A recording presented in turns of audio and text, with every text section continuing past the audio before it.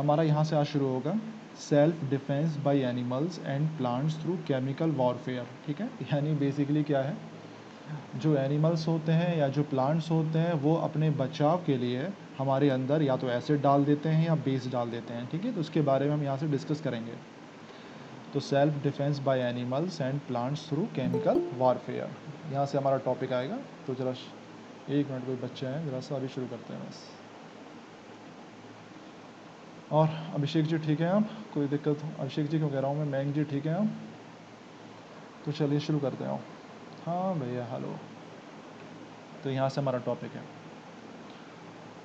तो भैया यहाँ पे ये बोलना चाह रहा है कि नॉर्मल सी बात है कि बहुत सारे एनिमल्स और भैया प्लांट्स जो होते हैं वो अपने आप को बचाते हैं एनिमीज़ से। ठीक है, किसके द्वारा? वो एनिमीज़ में यानी दुश्मनों में इंजेक्ट करते हैं पेनफुल और इरिटेटिंग एसिड्स या बेसेस, यानी बेसिकली आपकी स्किन के अंदर या तो ये एसिड डाल सकते हैं या फिर बेस डाल सकते हैं। चलिए महंग जी बहुत बढ़िया है, गजब कर दिया, बहुत ऐसी रहो हीरो, बस बीमारी से बचे रहो। फॉर एग्जाम्पल देखो यहाँ पे लिखा हुआ है हनी बी। ठीक है, हनी बी आपने देखी होगी।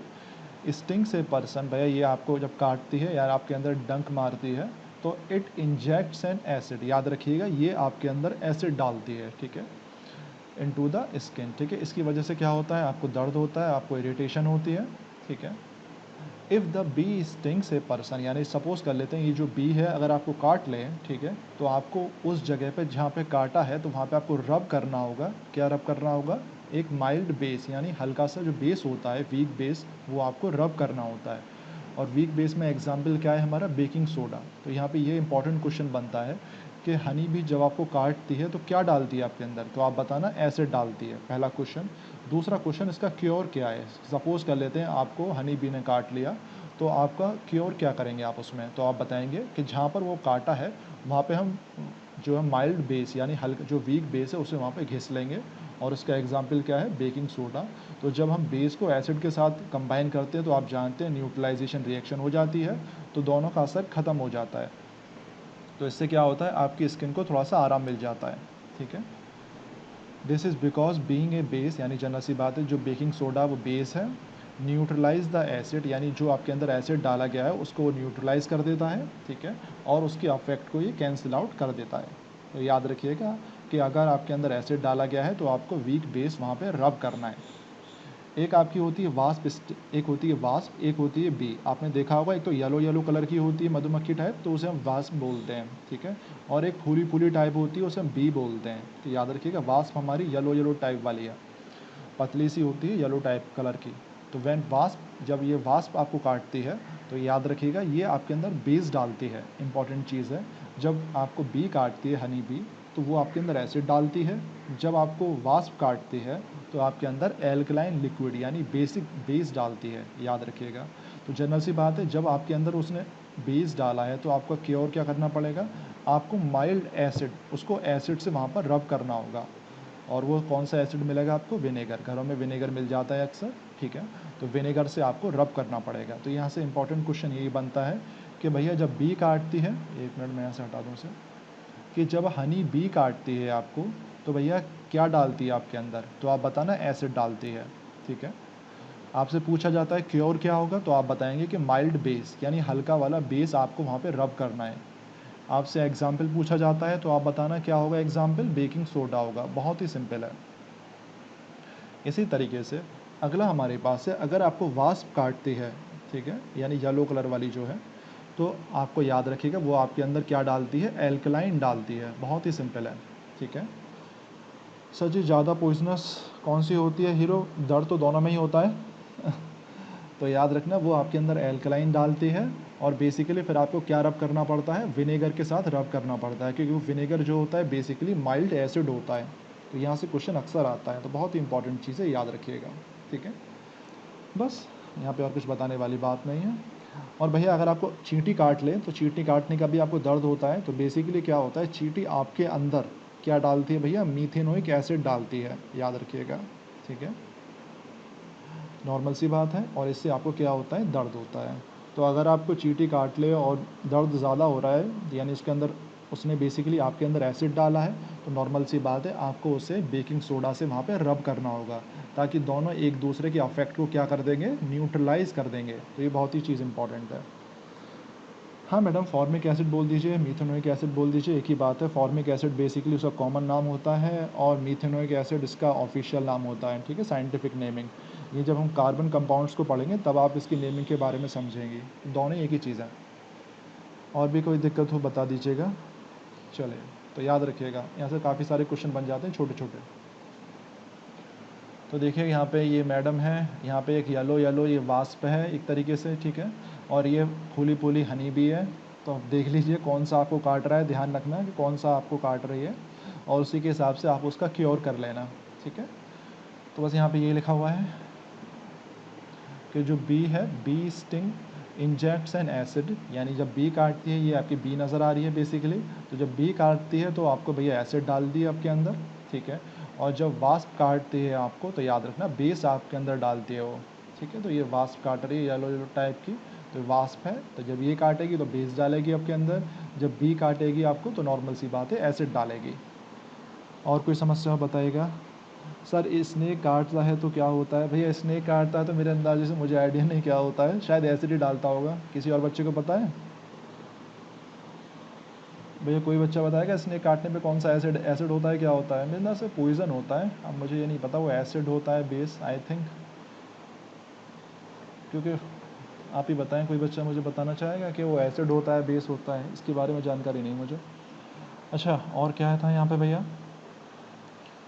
भैया यहाँ पे ये बोला गया है कि जो प्लांट होते हैं वो भी कुछ उल्टा सीधा काम करते हैं। तो यहाँ पे यही है कि अगर कोई भी आदमी, ठीक है, अगर कोई भी आदमी अचानक से भैया नेटल प्लांट को टच कर लेता है, यानी ये नेटल प्लांट था आपका, ठीक है, गलती से टच कर लेता है, तो जो उसमें कांटे हैं आपको नज़र आ रहे होंगे, ठीक है, ये कांटे जो होते हैं आपके अंदर मीथेनोइक एसिड डाल देते हैं, याद रखिएगा।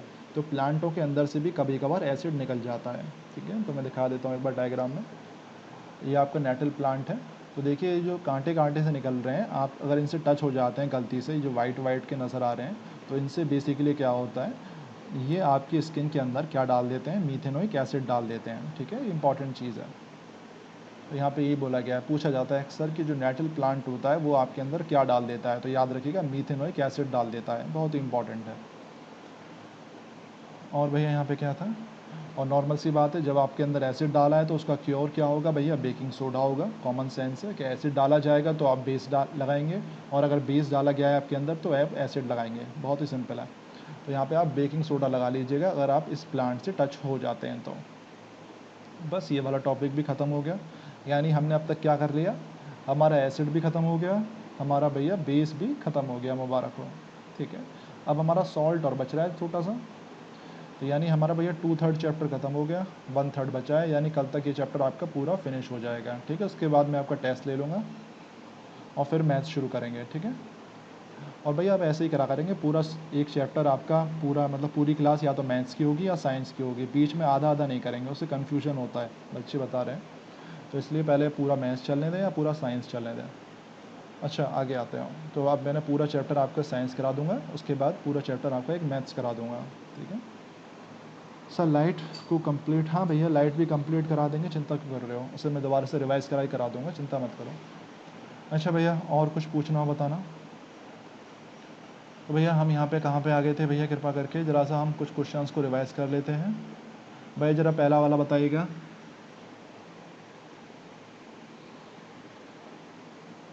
यानी अगर आपको इंडाइजेशन हो जाता है, यानी बेसिकली एसिडिटी हो जाती है, तो आपको इन चारों में से क्या यूज़ करना होगा, तो ज़रा सा बताइएगा।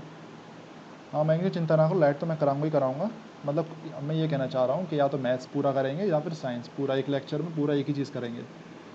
अच्छा, मैडम बता रही हैं मैग्नीशियम हाइड्रोक्साइड। चलिए भैया, भैया जब भी आपको एसिडिटी हो जाती है, पेट में एसिड बढ़ गया, तो कॉमन सेंस से आपको बेस खाना होगा, माइल्ड बेस, हल्का बेस, ठीक है, ज़्यादा खतरनाक बेस मत खाइएगा वरना जला देगा वो। तो भैया हम क्या खाते हैं, मैग्नीशियम हाइड्रो ऑक्साइड, ठीक है, मैग्नीशियम हाइड्रो ऑक्साइड, ठीक है, ये वाला हमारा सी ऑप्शन है, ठीक है, मैग्नीशियम हाइड्रो ऑक्साइड, यानी मिल्क ऑफ मैग्नीशिया से बोलते हैं। किसी बच्चे को दिक्कत हो बताइएगा। सेकंड क्वेश्चन ज़रा बताइएगा कि अगर आपको बी काट ले तो क्या डालती है आपके अंदर, आराम से बताएं, बी अगर काट ले तो क्या आपके अंदर डालती है? अच्छा चलिए, मैडम बता रही हैं बी काट लेती है तो हमें एसिड डालती है हमारे अंदर। बहुत बढ़िया। ज़रा वास्प काट लें तो हमें क्या डालती है हमारे अंदर? ज़रा देख लीजिए क्या है इसमें, कौन सा ऑप्शन सही है। अगर वास्प काटती है हमें तो क्या डालती है हमारे अंदर? चलिए शैलजा जी बता रही हैं और बाकी बच्चे बताइएगा।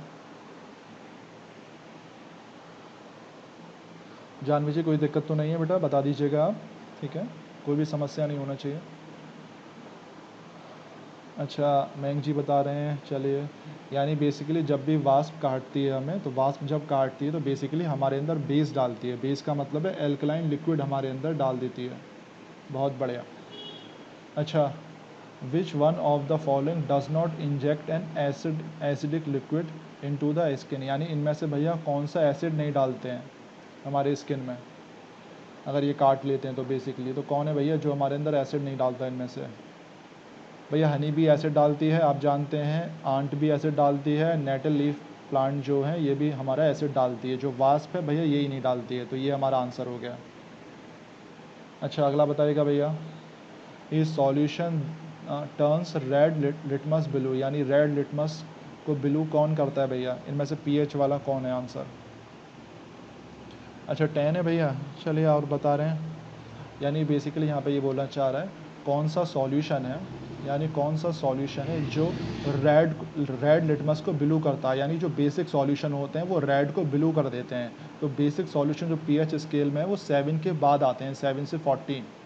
तो 7 से 14 भैया बेस कौन सा है? नॉर्मल सी बात है 10 है। तो ये आपका भैया रेड लिटमस को ब्लू कर देगा क्योंकि ये बेस है, आपको याद होगा।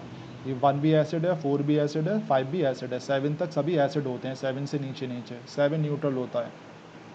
अगला क्या है यहाँ पे, which turns blue litmus red, भैया इसका बताइएगा ब्लू लिटमस रेड कौन करता है भैया? चलिए मयंक जी बता रहे हैं, आराम से बताइएगा। ब्लू लिटमस रेड यानी कौन है जो ब्लू लिटमस को रेड में कन्वर्ट कर देता है? हम सभी जानते हैं जो एसिड्स होते हैं वो ब्लू लिटमस को रेड में कन्वर्ट कर देते हैं।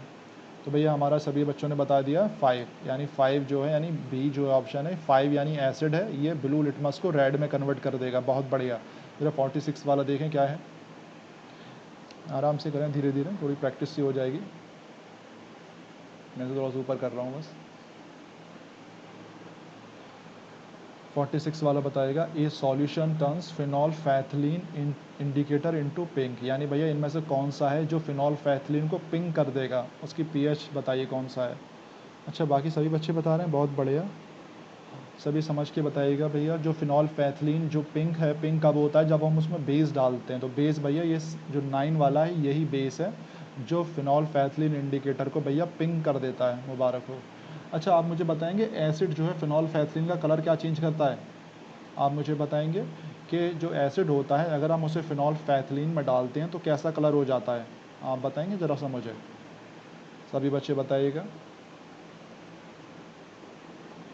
कि अगर हम एसिड डाल देते हैं फिनॉल फैथलीन में तो कैसा कलर होता है? अच्छा मैडम बता रही हैं, चलिए और बच्चे बताइएगा, चेक करेंगे फिर।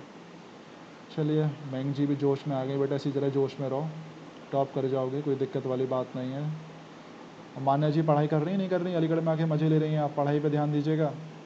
चलिए भैया सब कलरलेस, बहुत बढ़िया, यानी कलरलेस कोई कलर चेंज नहीं होता। बढ़िया। ज़रा 47 का बताइएगा आप, कि the colour of methyl orange indicator in A solution is yellow, यानी भैया कोई सॉल्यूशन डाला है जिसमें मिथाइल ऑरेंज का कलर येलो हो गया है, पीएच बताइए उसकी कौन सी होगी वो जो सॉल्यूशन है? अच्छा चलिए मैडम बता रही, चेक करेंगे। और बाकी बच्चे बताइएगा भैया कि भैया हमारे पास मिथाइल ऑरेंज इंडिकेटर है, उसमें हमने एक सॉल्यूशन डाला है जिससे उसका कलर येलो हो गया है। हम सभी जानते हैं येलो का कलर कब होता है? जब हम उसमें बेस डालते हैं। तो आपसे पूछा गया उसकी पीएच क्या होगी? 7 होगी, 7 से कम होगी, 0 होगी, या 7 से ज़्यादा होगी? अच्छा भैया आंसर बता रहे हैं ज़्यादातर 7 से ज़्यादा होगी, क्योंकि बेस की वैल्यू 7 से ज़्यादा होती है। बहुत बढ़िया। अच्छा भैया अगर आपको बी काट लेती है तो नॉर्मल सी बात है, चारों में से क्या मिलाना होता है आपको? ज़रा बताएंगे आप कि अगर आपको बी काट रही है तो क्या मिला, क्या वहाँ पे रब किया जाएगा स्किन पे? अगर बी आपको काट रही है तो क्या रब किया जाएगा इनमें से? 48 में बताएं, आराम से बताइएगा भैया। कोई जल्दी नहीं है, बस समझ के कीजिएगा, कोई चीटिंग ना करें, समझ के करें। चलिए जानवी जी बता रही हैं, बहुत बढ़िया। यानी जब भी आपको बी काटती है तो नॉर्मल सी बात है, आपके अंदर क्या डालती है, एसिड डालती है। एसिड के कारण हमें उसमें बेस वहाँ पे रब करना होता है, तो हम क्या करेंगे, सोडियम हाइड्रोजन कार्बोनेट भैया रब कर देंगे। बहुत बढ़िया। अगर भैया वास्प काट ले तो क्या लगाना होगा आपको यहाँ पे, अगर वास्प काटती है तो क्या लगाना होगा कृपा करके।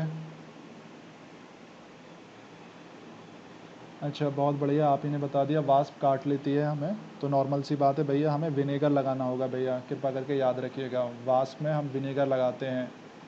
अलग अलग बच्चों के अलग अलग आंसर आएँ, याद रखिएगा। वास्प हमारे अंदर क्या डालती है, बेस डालती है। जब वास्प बेस डालती है तो हमें एसिड मिलाना होगा उसमें, तो एसिड किस में होता है भैया, विनेगर में होता है, आपको याद होगा, ठीक है। और ये आप वहाँ पे रब कीजिएगा वास्प में। कोई भी दिक्कत हो बता दीजिएगा भैया। अच्छा तो याद रखना हीरो मैंग जी। अगला बताइए ज़रा 50 वाला क्या है, कि अगर it has been found that by rubbing vinegar, यानी जब हम विनेगर को रब करते हैं on a string area of the skin, ठीक है, तो उससे क्या होता है, हमें थोड़ा सा अच्छा लगता है, स्किन में जो पेन होता है वो ख़त्म हो जाता है। तो भैया वो क्या किसने काटा था, हमने बेसिकली विनेगर को रब किया है, तो भैया हमें किसने काटा था, यहाँ पूछना चाह रहे हैं देसी भाषा में। तो विनेगर को रब किया, यानी विनेगर एसिड था, तो नॉर्मल सी बात है बेस आया होगा हमारी स्किन में, तो बेस कहाँ से आया भैया, कॉमन सेंस लगाइएगा, ठीक है। तो भैया बेस कहाँ से आया भैया, हमारा वास्प से आया होगा बेस, तभी हमने क्या लगाया था, विनेगर लगाया था, क्योंकि बाकी सभी जो है एसिड डाल रहे हैं, एसिड को एसिड से रब नहीं कर सकते और वहाँ पे दिक्कत हो जाएगी। तो हमने क्या लगा दिया, वास्प, वास्प ने हमें काटा, इसलिए हमने विनेगर लगाया। बहुत ही अच्छी बात है। अच्छा भैया यहाँ पे क्या बोलना चाह रहे हैं, जो आपका फ्रेश दूध होता है उसका pH 6 होता है। अच्छा भैया जब उसे हम दही बना देते हैं तो भैया उसका pH क्या होता है, 7 हो जाता है, 6 से कम हो जाता है, 7 से ज़्यादा हो जाता है, या pH पे कोई असर नहीं आता। अगर आपका pH जो है 6 है दूध का, फ्रेश मिल्क का, जब हम उसकी दही बना देंगे तो उसका भैया pH कैसा हो जाएगा। अच्छा चलिए मैडम बता रही हैं, शाबाश। यही नॉर्मल सी बात है, जब दही बना देते हैं तो उसमें एसिड आ जाता है। भैया कौन सा एसिड आता है, आप बताएंगे ज़रा सा, दूध के अंदर कौन सा एसिड डेवलप हो जाता है। तो भैया उसकी जो pH है कॉमन सेंस से कम हो जानी चाहिए 6 से। चले भैया मैडम बता रही लैक्टिक एसिड, भैया लैक्टिक एसिड ही होता है या कुछ और होता है, आराम से बताना भैया, श्योर होगी बताना, कि मुझे तो लग रहा है मैडम गलत बता रही हैं, आप बताएं और बाकी बच्चे कोई चीटिंग ना करें एक दूसरे का। अच्छा भैया सिट्रिक एसिड होता है। मैडम स्क्रीन अपीयर क्यों नहीं हो रही मैडम, जाओ से अनजॉइन होकर ज्वाइन कर लो, फिर हो जाएगी स्क्रीन अपीयर। अच्छा अभिषेक जी बता रहे हैं सिट्रिक एसिड, चलिए मैडम लैक्टिक एसिड बता रही हैं, और बाकी बच्चे बताएं भैया क्या होता है कृपा करके। अच्छा हाइड्रोक्लोरिक एसिड होता है, अरे भैया हाइड्रोक्लोरिक एसिड कैसे हो जाएगा दूध के अंदर, दही में। अभी मान्या जी बताएंगे भैया क्या होता है। भैया तो इतना सिंपल सिंपल चीज़ें हैं, मैं बताऊंगा नहीं, पहले आप बताएंगे सब क्या होता है भैया, ऐसे कैसे काम बनेगा। आराम से बताएं कि जब हमारा दूध दही बनता है तो उसमें कौन सा एसिड होता है, बस। अरे बस एक ही मैडम ने सही बताया भैया, लैक्टिक एसिड होता है। तो कृपा करके याद रखें सभी बच्चे कि जब भी हमारा दही होता है या फटा हुआ दूध होता है तो उसमें हमारा लैक्टिक एसिड होता है, ठीक है, कृपा करके याद रखिएगा। शैलजा जी का सही था। अच्छा अगला बताइएगा भैया, एक एसिड है produce naturally in our stomach, भैया पेट में नेचुरली कौन सा एसिड होता है, 52 वाला, 52 में बताइएगा भैया पेट में कौन सा एसिड होता है आपके। अच्छा मान्या जी बता रही लैक्टिक एसिड, चलिए बढ़िया। पेट में भैया कौन सा एसिड पाया जाता है आपके। अच्छा ज़्यादातर सभी बच्चे बता रहे हैं हाइड्रोक्लोरिक एसिड, चलिए भैया हाइड्रोक्लोरिक एसिड पाया जाता है हमारे पेट में, मुबारक हो। अच्छा भैया जब आपकी डैफोडिल प्लांट है भैया कब ग्रो होता है, जब ज़मीन का जो pH होता है वो 6 से 6.5 के बीच में होता है। बहुत बढ़िया। अब ये कहना चाह रहे हैं किसी कारण जो वहाँ की ज़मीन है गार्डन की, ठीक है, ज़मीन जो है उसका जो pH है 4.5 हो गया है। बहुत बढ़िया वाली बात है। तो भैया हम डैफोडिल को उगाना चाहते हैं तो ज़मीन में क्या मिलाया जाए, यानी जो है डैफोडिल वो 6 से 6.5 के बीच में उगता है, ठीक है। हमारा pH जो है ज़मीन का 4.5 हो गया है किसी कारण, तो भैया इनमें से क्या मिलाना चाहिए।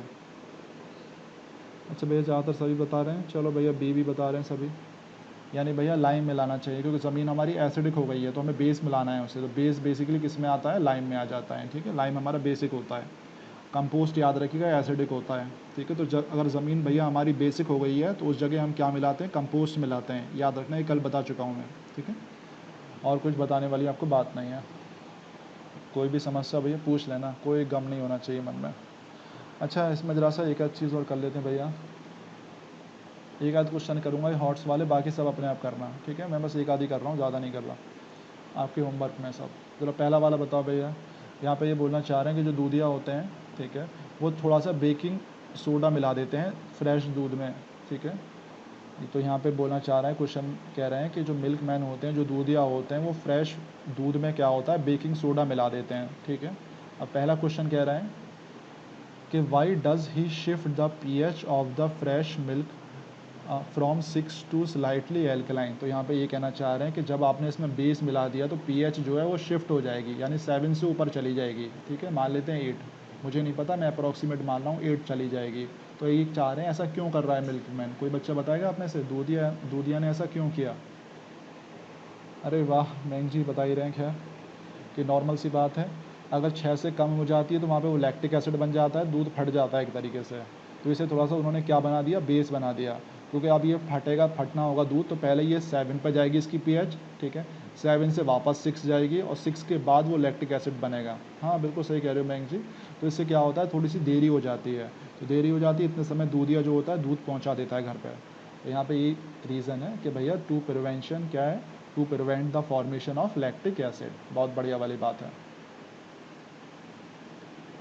और यहाँ पे ये पूछना चाह रहे हैं कि भैया ये दूध फटने में समय क्यों लगता है। तो मैंने आपको रीज़न तो बता ही दिया, दूध फटने में समय क्यों लगता है, क्योंकि वो बेसिक हो चुका है दूध, तो उसे फटने के लिए नॉर्मल सी बात है उसमें एसिड बनना होगा। तो एसिड कब बनेगा, पहले 8 से उसकी pH वैल्यू 7 तक जानी चाहिए, ठीक है। तो यहाँ में थोड़ा समय लगेगा उसे, फिर 7 से वो 6 जाएगा, ठीक है, और फिर वो नीचे जाएगा, तब वो लैक्टिक एसिड बनेगा, ठीक है, वहाँ पर फटेगा वो दूध। तो इसलिए यहाँ पर समय लगता है। तो कोई भी डाउट हो भैया बता देना। मान्य जी क्लियर है आंसर, जानवी जी कोई समस्या हो तो बता देना। तो बेसिकली क्या होता है, वो बेसिक क्यों बनाता है, ताकि टाइम बढ़ जाता है दूध के फटने में, ठीक है, बस इतना सिंपल है। क्योंकि भैया वो बेसिक हो गया है, उसे फटना है तो उसे एसिड बनना है वापस, तो पहले 8 से 7 जाएगा, 7 से 6 जाएगा, उसके बाद वो फटेगा, तो काफ़ी समय लगता है। इतने में दूधिया घर पर दूध पहुँचा देते हैं और मम्मी आपकी उबाल लेती हैं। कोई भी समस्या हो भैया पूछ लीजिएगा। अच्छा, इसके बाद भैया यहाँ पे क्या बोलना चाह रहे हैं, मान्य जी कोई डाउट हो, शैलजा जी कोई दिक्कत हो भैया बता दीजिएगा, अभिषेक जी कोई डाउट हो बताना बेटा। अच्छा, यहाँ पे क्या बोलना चाह रहा है, which of the following elements, ठीक है कोई दिक्कत नहीं है, which of the following element would form oxide, यानी इनमें से कौन से एलिमेंट जो है ऑक्साइड बनाते हैं, तो which would indicate pH value, जो उनकी pH वैल्यू क्या 7 से कम आती है, pH वैल्यू 7 से कम आती है जब हम उन्हें मॉइस्ट pH पेपर से रिएक्ट कराते हैं, यानी जब हम उसमें मॉइस्ट यानी गीला pH पेपर डालते हैं तो इनके जो ऑक्साइड्स हैं, इनमें से किनके ऑक्साइड्स जो हैं उससे उनकी pH वैल्यू कम आ जाएगी 7 से। यानी बेसिकली इन सभी एलिमेंट में कौन से एलिमेंट ऐसे हैं जब हम उनकी ऑक्सीजन से रिएक्ट करा के उन्हें ऑक्साइड बनाते हैं, और जब हम उसे pH पेपर के कांटेक्ट में लाते हैं तो उनकी जो pH वैल्यू होती है वो 7 से कम आती है, जो pH है वो 7 से कम आती है। अच्छा, मैंग जी बता रहे हैं कार्बन और सल्फ़र। अच्छा भैया नॉर्मल सी बात है, एक तो भैया हमारे पास कार्बन है, कार्बन और ऑक्सीजन, कार्बन डाइऑक्साइड होता है, ठीक है। तो जब ये पानी के कांटेक्ट में आता है तो कार्बोनिक एसिड बनता है, आपको याद होगा बताया था पहले ही। ऐसे ही जब सल्फ़र है, सल्फ़र पानी के कांटेक्ट ऑक्सीजन के कांटेक्ट में आता है तो सल्फ़र डाइऑक्साइड बनाता है, और जब ये पानी के कांटेक्ट में आता है तो सल्फ़रस एसिड बनाता है। तो इन दोनों में बस एसिड बनता है, और हम जानते हैं एसिड में जो pH की वैल्यू 7 होती है, 7 से कम होती है। तो इसलिए याद रखिएगा, एक तो आपका कार्बन होगा, ठीक है, जब ऑक्सीजन में रिएक्ट होगी तो कार्बन डाइऑक्साइड बनती है, और जब हम इसे गीले मॉइस्ट pH पेपर में लाते हैं कांटेक्ट में, जब गीला है तो पानी है यहाँ पे, पानी जब कार्बन डाइऑक्साइड के कांटेक्ट में आता है तो नॉर्मल सी बात है एसिड बन जाता है, कार्बोनिक एसिड, ठीक है। तो यहाँ से उसकी pH 7 से कम हो जाती है। इसी तरीके से सल्फ़र है, जब हम इसे ऑक्सीजन में मिलाते हैं तो सल्फ़र डाइऑक्साइड होता है, ठीक है, और जब हम इसे गीले pH पेपर के कांटेक्ट में लाते हैं, पानी के कांटेक्ट में लाते हैं तो सल्फ़रस एसिड बनता है, और सल्फरस एसिड के कारण जो pH वैल्यू होती है वो 7 से कम हो जाती है, ठीक है। तो किसी बच्चे को दिक्कत हो भैया बता दीजिएगा। अच्छा, आगे आते हैं भैया। चलो एक लास्ट क्वेश्चन और कर रहे हैं, बाकी आप अपने होमवर्क में करना, और कोई भी दिक्कत हो पूछ लेना मुझसे। चलो टमाटर और देख लेते हैं भैया, टमाटर क्या है।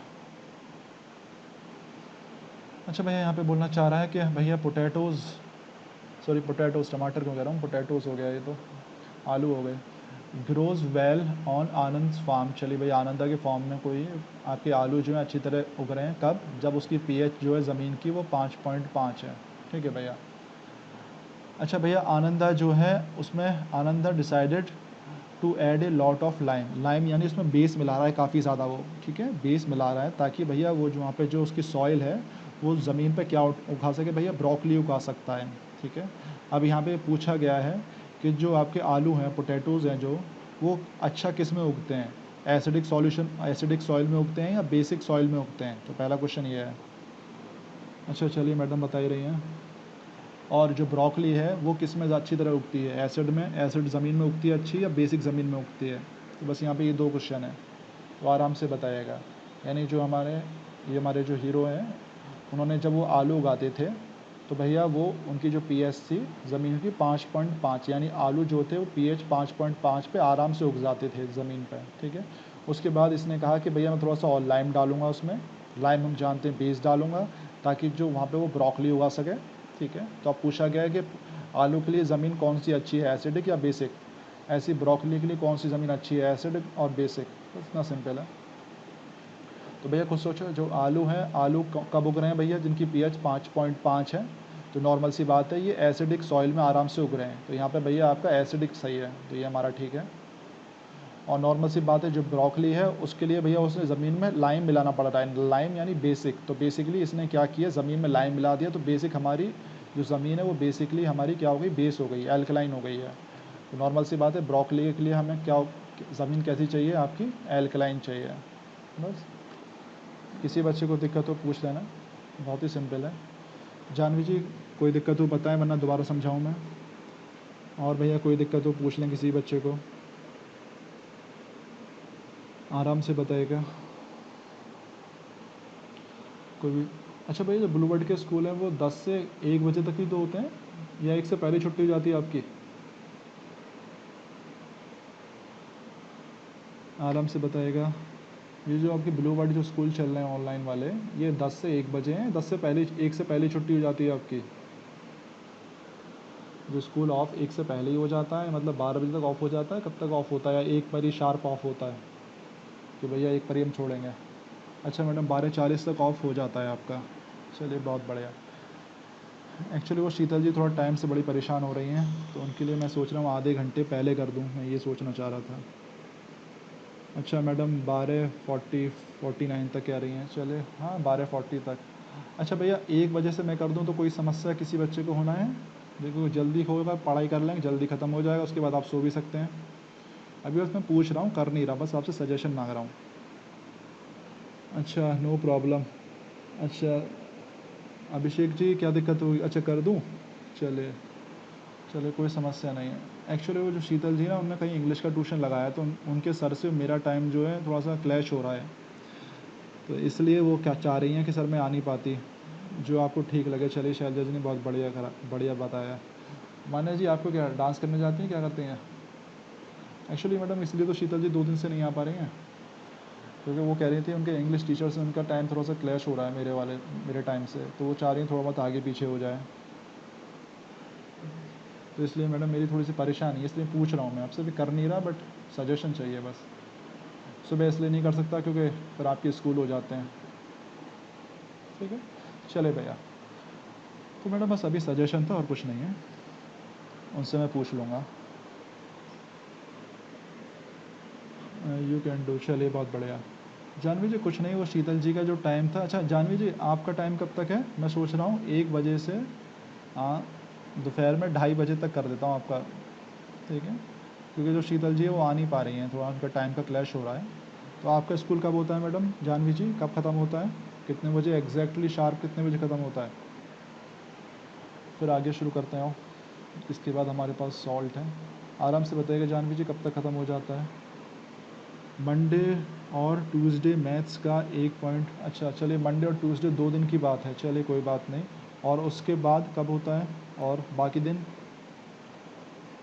और मैडम बाकी दिन बताइएगा ज़रा सा। अच्छा बाकी दिन 12:50, चलिए मैडम कोई बात नहीं, 2 दिन की समस्या है आपकी, चलिए इस बारे में सोच लेंगे, बस जानकारी कर रहा था मैं आपसे। अच्छा भैया अगला हमारे पास क्या है, सॉल्ट है। चलिए हमारा लास्ट टॉपिक है सॉल्ट के बारे में, ज़रा देख लेते हैं क्या है। चलिए भैया, हाँ जब भी टाइम चेंज होगा मैं आपको बता दूंगा, मैसेज कर दूंगा, उसकी चिंता ना करो, बस थोड़ा सा भी जानकारी करिए। चलिए भैया हमारे पास क्या है कि भैया हमारे पास नमक है, आप जानते हैं भैया। सॉल्ट वो कंपाउंड होता है भैया, वो कंपाउंड कब बनता है, जब भैया हाइड्रो जो हमारे एसिड होते हैं, acid by the replacement of hydrogen, ठीक है, यानी अगर आप एसिड में से हाइड्रोजन को रिप्लेस कर देते हैं, ठीक है, तो हमारा क्या बनता है, सॉल्ट बनता है। तो यहाँ पे ये वाली बात कर रहा है, बट हम इसकी ऑफिशियल डेफिनेशन, सिंपल डेफिनेशन ये लिखते हैं कि भैया सॉल्ट कब बनता है, जब भैया हम, नॉर्मल सी बात है, एसिड को बेस के साथ रिएक्ट कराते हैं तो हमारा क्या बनता है, सॉल्ट बनता है, ठीक है। तो याद रखना सॉल्ट कब बनता है, जब हम एसिड और बेस को आपस में रिएक्ट कराते हैं, आपको न्यूट्रलाइजेशन रिएक्शन याद होगी, तो वहाँ पे हमारा क्या बनता है, सॉल्ट बनता है। तो ये अच्छी डेफिनेशन है। और ये डेफिनेशन यहाँ पे ये बोलना चाह रहा है कि सपोज़ करते हैं सॉल्ट कब बनता है, जब आपका कोई एसिड होता है, एसिड में से आप हाइड्रोजन को रिप्लेस कर देते हैं किसी भी मेटल के साथ। याद रखिएगा कि एसिड में अगर ये जो हाइड्रोजन है, हाइड्रोजन को रिप्लेस कर दूं किसी भी मेटल के साथ, यहाँ पे Na के साथ कर दिया है, तो हमारा क्या बन जाता है, सॉल्ट बन जाता है। तो 2 डेफिनेशन मैंने आपको बता दी। पहला क्या है, सॉल्ट कब बनता है, जब भी एसिड में से हाइड्रोजन को रिप्लेस कर देते हैं किसी भी मेटल के साथ, तो हमारा क्या बनता है, सॉल्ट बनता है। या फिर आप ऐसे बोलें कि भैया सॉल्ट कब बनता है, जब एसिड और बेस आपस में रिएक्ट होते हैं तो क्या बनता है, सॉल्ट बनता है। बस इतना सिंपल पॉइंट है, ठीक है। अच्छा भैया याद रखिएगा कि सॉल्ट सिर्फ हमारा NaCl नहीं होता, बहुत सारे सॉल्ट होते हैं, ठीक है। तो यहाँ पे ये बोला गया है, जैसे कि यहाँ पे सोडियम क्लोराइड तो सॉल्ट है, ये जो नमक आप खाते हो, एक सोडियम सल्फेट है, यहाँ पे आयरन सल्फेट है, कॉपर सल्फेट है, मैग्नीशियम सल्फेट है, ये सभी सॉल्ट रखे हुए हैं, ठीक है। तो याद रखिएगा सॉल्ट एक ही नहीं होता, सॉल्ट बहुत सारे होते हैं केमिस्ट्री में, बस और कुछ नहीं। तो यहाँ पे ये लिखा हुआ है कि salt is a general name and it does not refer only to sodium chloride, याद रखिएगा, ठीक है। सिर्फ सोडियम क्लोराइड को मतलब नहीं है, सॉल्ट बहुत सारे होते हैं, ठीक है। अच्छा भैया अब नॉर्मल सी बात है, बच्चों के मम्मी पापा होते हैं, ऐसे सॉल्ट के भी भैया मम्मी पापा होते हैं, तो भैया हम उसी को ज़रा डिस्कस करेंगे, सॉल्ट की फैमिली को।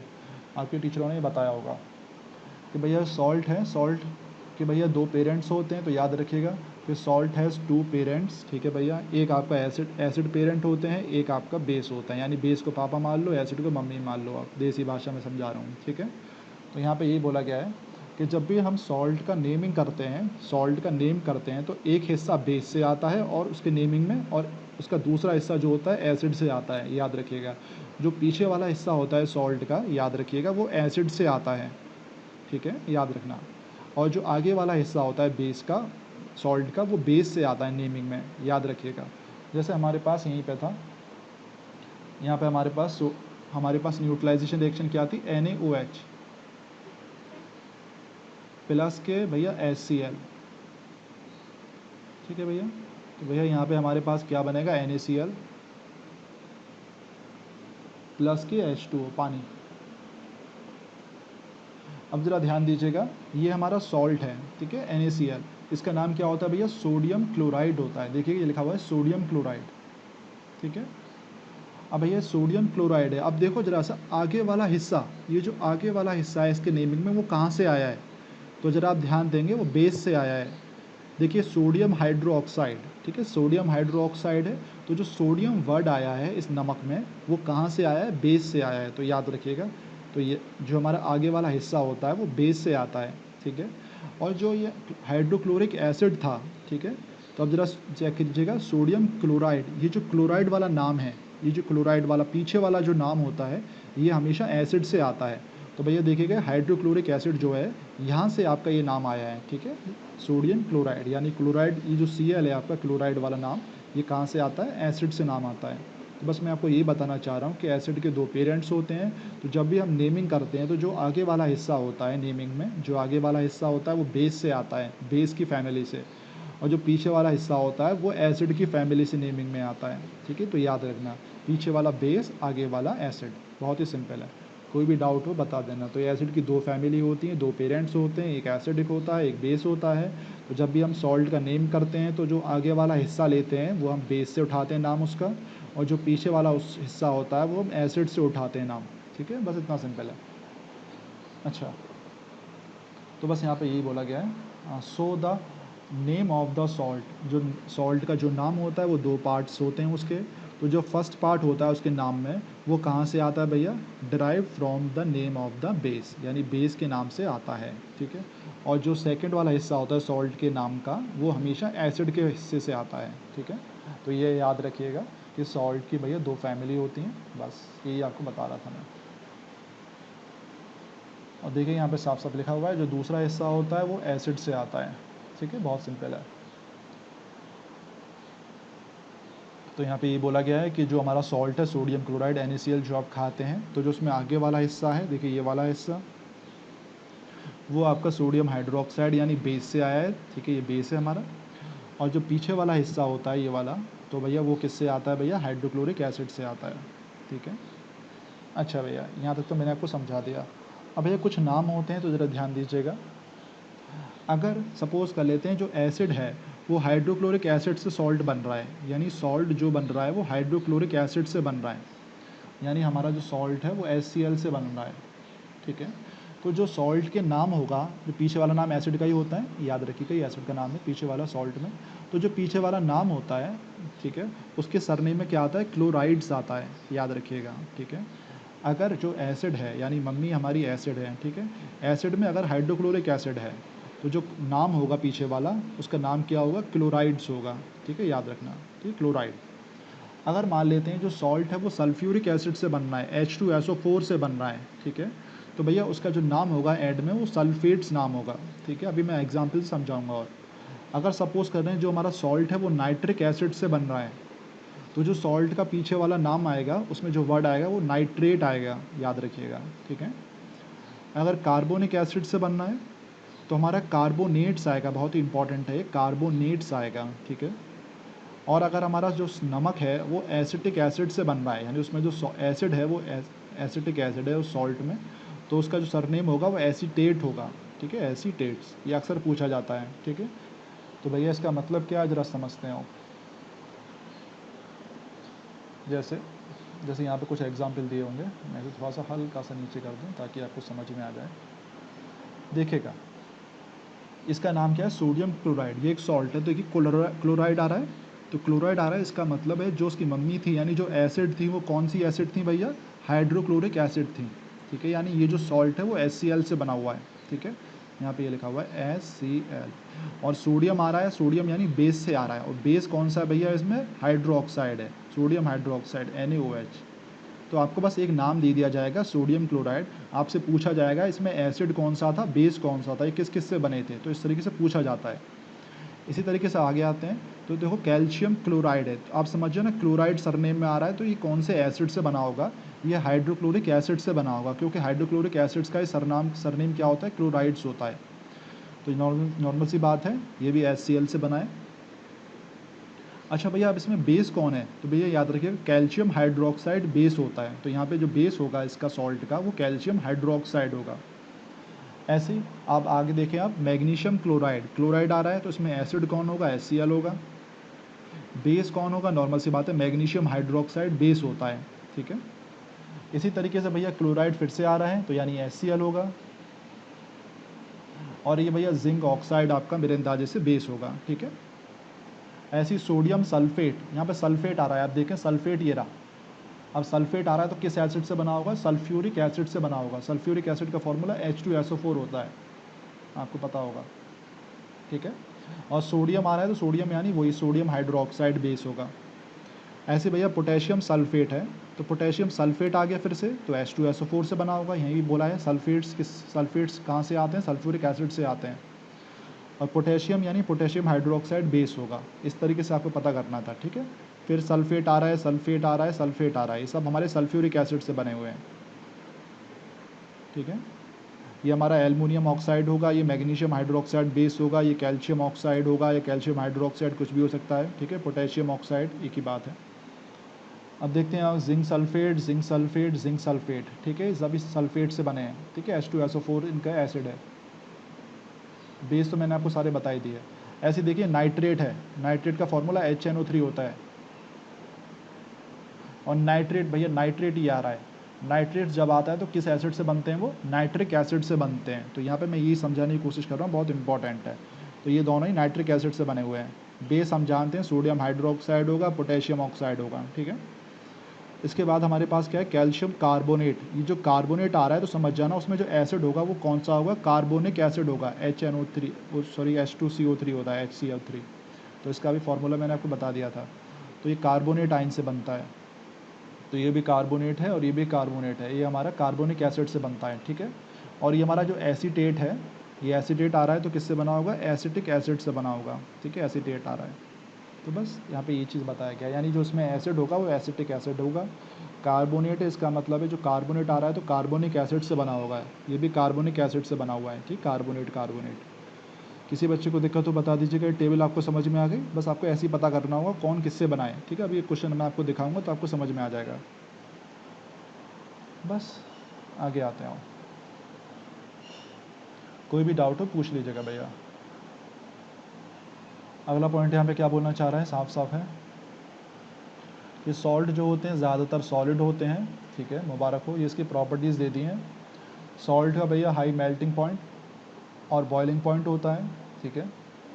ये जो सॉल्ट होते हैं ज़्यादातर पानी में सॉल्युबल होते हैं, मुबारक हो। जैसे कि एसिड और बेस आपकी इलेक्ट्रिसिटी कंडक्ट कर सकते हैं, ऐसी सॉल्ट भी एसिड इलेक्ट्रिसिटी कंडक्ट कर सकते हैं, क्योंकि ये भी आइंस में टूट जाते हैं पानी में डालने के बाद। That is salts are electrolytes, electrolytes यानी इलेक्ट्रिसिटी इनमें कंडक्ट हो सकती है, ठीक है। क्यों कंडक्ट हो सकती है, क्योंकि इनके पास आइंस होती हैं, प्रेजेंस ऑफ आइंस के कारण इनमें इलेक्ट्रिसिटी कंडक्ट हो सकती है। सॉल्ट्स भैया हमारे आयनिक कंपाउंड होते हैं, पता है आपको, जो कंपाउंड आयन से बनते हैं उन्हें हम आयनिक कंपाउंड बोलते हैं, जैसे पॉजिटिव आयन, कैटाइंस, एनाइन, आपने सुना होगा 9th क्लास में काफ़ी डिस्कस किया था हमने। तो यहाँ पे यही बोला गया है, every salt consist of positively charge cation, यानी जो पॉजिटिव चार्ज होता है उसे हम कैटाइन बोलते हैं, और जो नेगेटिवली चार्ज होता है उसे एनाइन बोलते हैं। जैसे कि एग्जांपल दिया है NaCl, तो NaCl में जो पहला वाला हिस्सा है ये वाला, ठीक है, वो पॉजिटिव चार्ज से बनता है, ठीक है, पॉजिटिव चार्ज यानी कैटाइन से बना हुआ है, ठीक है। और जो Cl यानी दूसरा हिस्सा जो है ये हमारा नेगेटिव आयन से बना हुआ है, ठीक है, यानी क्लोराइड आयन, और ये हमारा एनाइन है। तो बस यहाँ पे ये बोला गया है कि जो सॉल्ट होते हैं वो आयनिक कंपाउंड होते हैं, क्योंकि उनका आगे वाला हिस्सा भैया पॉजिटिव चार्ज से बना होता है, पीछे वाला हिस्सा उनका नेगेटिव चार्ज से बना होता है। किसी बच्चे को दिक्कत हो बता दीजिएगा, बहुत ही सिंपल पॉइंट है, बहुत ही स्लोली स्लोली चल रहे हैं। अच्छा आगे आते हैं, नेक्स्ट हमारे पास क्या है, अगला है हमारे पास भैया फैमिली ऑफ सॉल्ट। ये वैसे मैंने आपको पूरा बता दिया है, लेकिन एक बार यहाँ पे से समझ लेते हैं थोड़ा सा कि भैया salts having same positive ion, यानी सॉल्ट जिनकी सेम पॉजिटिव आयन होती है या फिर सेम नेगेटिव आयन होती है वो सेम ही फैमिली से बिलोंग करते हैं। अब इसका क्या मतलब है समझते हैं। जैसे कि भैया यहाँ पे देखिए आप NaCl सोडियम क्लोराइड है और सोडियम सल्फेट है। आप ज़रा देखें इसमें Na सेम आ रहा है, ठीक है, ये Na और Na सेम आ रहा है, तो याद रखिएगा ये सेम फैमिली से बिलोंग करेंगे, ठीक है। सेम फैमिली कौन सी है भैया, सोडियम है, सोडियम सॉल्ट की फैमिली है। तो यहाँ पे ये बोला गया है belongs to the same family of salts called sodium salts, ठीक है, क्योंकि भैया इनमें दोनों में पॉजिटिवली चार्ज है, और कौन से पॉजिटिवली चार्ज है, Na पॉजिटिवली चार्ज है, तो यहाँ पे इनकी फैमिली सेम है, Na, ठीक है। लेकिन जो नेगेटिव फैमिली है वो अलग अलग है, ये Cl है और ये SO4 है, तो नेगेटिव फैमिली अलग अलग है, पॉजिटिव फैमिली सेम सेम है, ठीक है। ऐसे यहाँ पे एक और चीज़ बता दी है, जैसे हमारे पास सोडियम क्लोराइड है NaCl, ठीक है, और यहाँ पे पोटेशियम क्लोराइड है, ठीक है, KCl। तो देखिएगा इसमें जो Cl यानी जो नेगेटिव फैमिली है ये सेम है, पॉजिटिव फैमिली डिफरेंट है, ठीक है। क्यों, क्योंकि यहाँ पे भैया Na आ रहा है, यहाँ पे K आ रहा है, तो यहाँ पे ये बोला गया है इसमें जो सॉल्ट है वो सेम कौन सा बनना है, क्लोराइड सॉल्ट सेम बनना है, ठीक है, बस सिंपल सा पॉइंट है। आगे कुछ नहीं, बाकी सारे इसमें एग्जाम्पल दिए हैं सॉल्ट के, और कुछ बताने वाली बात नहीं है कि सोडियम सॉल्ट एक फैमिली होती है, calcium salt family, magnesium salt, zinc salt, ये अभी हम आगे डिस्कस करेंगे। Potassium salt, aluminium salt, copper salt, ammonium salt, chloride, sulphate, nitrate, ठीक है, बहुत सारे हैं। अब देखिए क्वेश्चन किस तरीके से आएगा कि आपको भैया ये जो कुछ नाम दिए हुए हैं, आपको पहले तो इनका फार्मूला लिखना है, ठीक है, पहली चीज़। बाद में आपको ये बताना है कि इसमें एसिड कौन है, बेस कौन है, ठीक है। और उसके बाद आपको काउंट करनी है टोटल कितनी फैमिलीज़ हैं इसके अंदर, इन सभी के अंदर टोटल मिला करके। तो ये लिखा हुआ है how many families you can identify among these, तो भैया कितनी फैमिलीज़ हैं। तो ज़रा समझ लेते हैं एक बार। तो देखिएगा पोटेशियम सल्फेट पहली चीज़ ये रही, ठीक है, ज़रा समझते हैं तो धीरे धीरे इसी टाइप से आपको करना होगा। एक मिनट, तो देखिए ज़रा सा, बहुत ही इंपॉर्टेंट चल रहा है। पहला हमारे पास क्या है, पोटेशियम सल्फेट, ठीक है। पोटेशियम सल्फेट को देखिएगा फार्मूला पहले पूछा गया था, तो भैया K2SO4 हो गया, बहुत बढ़िया। अब ज़रा ध्यान दीजिएगा, सल्फेट आ रहा है तो अभी आपको बताया था सल्फेट कब आता है, जब वो सल्फ्यूरिक एसिड से बनता है। तो जो उसमें एसिड होगा वो क्या होगा, सल्फ्यूरिक एसिड होगा, H2SO4, ठीक है। ये वाला हमारा आंसर आ गया, सल्फेट बना था सल्फ्यूरिक एसिड से बना है। अच्छा, अब नॉर्मल सी बात है, के है, के वाला हिस्सा जो ये वाला है पोटेशियम वाला हिस्सा, ये बेस से आया होगा। मैंने आपको बताया था एक बेस होता है एक एसिड होता है। तो जो पोटेशियम है ये कहाँ से आया होगा, बेस से, यानी पोटेशियम हाइड्रोक्साइड से आया होगा, ठीक है, याद रखिएगा, इस तरीके से आपको बनाना होगा। सेकंड हमें क्वेश्चन में देखिए लिखा हुआ है सोडियम सल्फेट। अब देखिए सल्फेट लिखा हुआ है, तो नॉर्मल सी बात है, सल्फेट लिखा हुआ है तो सल्फ्यूरिक एसिड से आया होगा, तो H2SO4 आ गया, ठीक है। अब आगे क्या लिखा हुआ है, सोडियम, तो नॉर्मल सी बात है, सोडियम का फॉर्मूला कहाँ से, कौन सा बेस है सोडियम का, NaOH बेस है, ठीक है। इस तरीके से आपको पता करना है। अगला है भैया CaSO4 यानी कैल्शियम सल्फेट। ये फार्मूले आपको फर्स्ट चैप्टर में बनाने सिखाए थे। तो कैल्शियम सल्फेट को ज़रा चेक करते हैं हम। सल्फेट है तो हम जानते हैं सल्फ्यूरिक एसिड है, मुबारक हो, ठीक है। और ये जो कैल्शियम है भैया, कैल्शियम का बेस क्या होगा, कैल्शियम हाइड्रोक्साइड बेस होगा, ठीक है। ये वाली चीज़ मैंने डिस्कस करी है। कोई भी दिक्कत हो भैया बता दीजिएगा। अच्छा, आगे आते हैं। इसके बाद हम क्या देखते हैं, इसके बाद भैया हमारे पास कहाँ से आ गया, पोटेशियम हो गया, सोडियम हो गया, कैल्शियम हो गया। अगला है हमारा मैग्नीशियम सल्फेट। तो भैया चेक कर लीजिए, आइए इसमें मैग्नीशियम है, सल्फेट है, फिर से सल्फ्यूरिक एसिड है। मैग्नीशियम का बेस क्या होता है भैया, ये जो मैग्नीशियम है, मैग्नीशियम हाइड्रोक्साइड होता है, तो ये आपको लिखना होगा। कॉपर सल्फेट, फिर से सल्फेट आ रहा है, तो भैया सल्फेट यानी सल्फ्यूरिक एसिड आ गया। कॉपर का बेस क्या है, कॉपर हाइड्रोक्साइड है, तो कॉपर हाइड्रोक्साइड लिख दीजिएगा आप यहाँ पे। इसके बाद भैया सोडियम क्लोराइड है, नॉर्मल सी बात है, क्लोराइड है यानी भैया HCl से आया हुआ क्लोराइड। सोडियम का बेस सोडियम हाइड्रोक्साइड होता है। सोडियम नाइट्रेट आ रहा है आपका, तो नाइट्रेट यानी नाइट्रिक एसिड आया होगा, तो ये नाइट्रिक एसिड आ गया। फिर हमारा है सोडियम कार्बोनेट। कार्बोनेट आपको बताया था कार्बोनिक एसिड से आता है, तो भैया कार्बोनिक एसिड H2CO3 इसका फॉर्मूला होता है, आपको याद होगा। अगला है अमोनियम क्लोराइड। क्लोराइड आ रहा है तो क्लोराइड का एसिड क्या होगा भैया, HCl होगा। और अमोनियम का भैया बेस क्या होता है, अमोनियम हाइड्रोक्साइड होता है, ठीक है। तो इस तरीके से आपको करना है, किसी बच्चे को दिक्कत हो बता दीजिएगा, ठीक है। अच्छा, नेक्स्ट उसने क्वेश्चन में ये पूछा था कितनी फैमिलीज़ हैं इसके अंदर, तो भैया फैमिलीज़ चेक करें ज़रा सा, एक मिनट। तो भैया ऊपर कितनी फैमिलीज़ आ गई ज़रा चेक कर लेते हैं, एक मिनट में से थोड़ा सा ऊपर कर देता हूँ थोड़ा सा, ताकि आ जाए, थोड़ा एक मिनट छोटा करने दो उसे। हाँ ये आ गया, टोटल आ गई मेरी 9 आ गई, हाँ 9 ही है। अब ज़रा चेक करना, एक तो भैया आपकी पोटेशियम हाइड्रोक्साइड, एक तो ये वाली फैमिली बन रही है, एक सल्फेट की बन रही है। तो सल्फेट एक तो ये रहा वन, ये रहा, तो ये सभी क्या हैं, सल्फेट हैं, तो एक फैमिली तो ये हो गई, ठीक है, फर्स्ट। दूसरी भैया HCl, ठीक है, HCl वाली दूसरी हो गई। एक HCl ये रही, ठीक है, 2 फैमिली हो गई अब तक। और एक हमारी भैया नाइट्रिक एसिड की हो गई तीसरी, और चौथी हमारी कार्बोनिक एसिड की हो गई 4। तो टोटल 4 हमारी बेस वाली फैमिलीज़ बन रही हैं, 4 तो बेस वाली बन रही है भैया। अब भैया एसिड वाली फैमिली बन रही है, मेरी मिस्टेक। अब बेस वाली फैमिली और चेक कर लेते हैं भैया, बेस वाली चेक करो। देखो पोटेशियम हाइड्रोक्साइड अलग है, सोडियम हाइड्रोक्साइड अलग है, तो 2 ये हो गए, ये तीसरा होगा कैल्शियम वाला, तो 1 1 1 ये 3 हो गए, ठीक है। मैग्नीशियम वाला अलग हो गया, ये 4 हो गया। ये कॉपर वाला भी नहीं आया है, 5वां हो गया, ठीक है। ये सोडियम सोडियम मिला करके ये आपका 1 हो गया पूरा, छठा। और ये आपका एक और हो गया 7वां। तो इस तरीके से आपको टोटल फैमिलीज़ निकालनी है, ठीक है। तो भैया टोटल फैमिलीज़ कितनी होंगी, लगभग आपकी 10 फैमिलीज़ यहाँ पे बन रही हैं। तो चेक करो 10 फैमिलीज़ सही करी है मैंने या कोई गलती कर दी है। फैमिलीज़ को निकालने में। जो सेम होगा उन्हें एक ही कंसीडर करेंगे, याद रखिएगा। हाँ, मैंने एक ज़्यादा लगा दी यहाँ पे, NaOH यहाँ भी ले लिया, एक NaOH यहाँ भी काउंट कर लिया, तो इसे छोड़ देते हैं यहाँ पर। अब आप टोटल चेक कर लो कितनी फैमिलीज़ बन रही हैं। तो 1 2 3 4 5 6 ये और 4 ये, तो टोटल हमारी 10 फैमिलीज़ बन रही हैं। ठीक है, इस तरीके से आपको काउंट करना होगा। शायद जी कोई दिक्कत हो? अभिषेक जी बताओ भैया, कोई भी समस्या हो पूछ लो, फिर आगे चलते हैं, क्योंकि मुझे पता नहीं है। कोई डाउट हो बताइएगा। हाँ बताइए अभिषेक जी।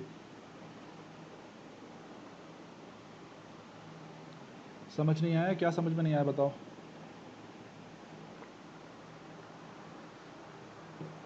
फैमिलीज़ के बस यहाँ, अच्छा फैमिलीज़, अच्छा देखो दोबारा समझो।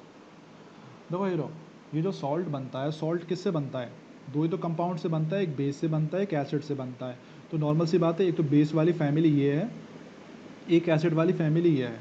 तो टोटल एक सॉल्ट के अंदर दो फैमिली होती हैं। बस ये तो आपको बताने की कोशिश कर रहा हूँ कि ये हमारा एक सॉल्ट है, ये दो फैमिली से मिलके बना हुआ है, एक बेस वाली फैमिली से, एक एसिड वाली फैमिली से। इसको हम फैमिली बोलते हैं। अब यहाँ पे क्वेश्चन में पूछा गया है कि इस क्वेश्चन में कितनी डिफरेंट टाइप की फैमिलीज़ हैं।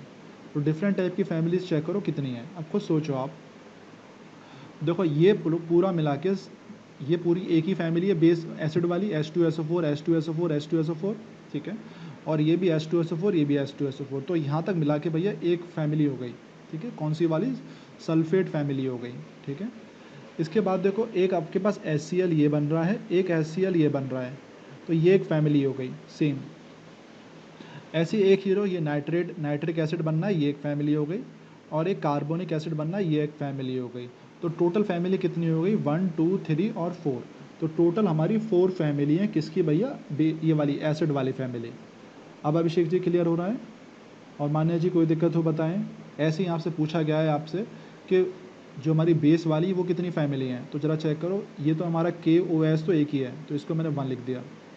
NaOH एक ये रहा, और NaOH ये रहे 3 4, तो ये पूरा मिला के एक हो गया, ठीक है। तो मैं इसको यहाँ लिख देता हूँ,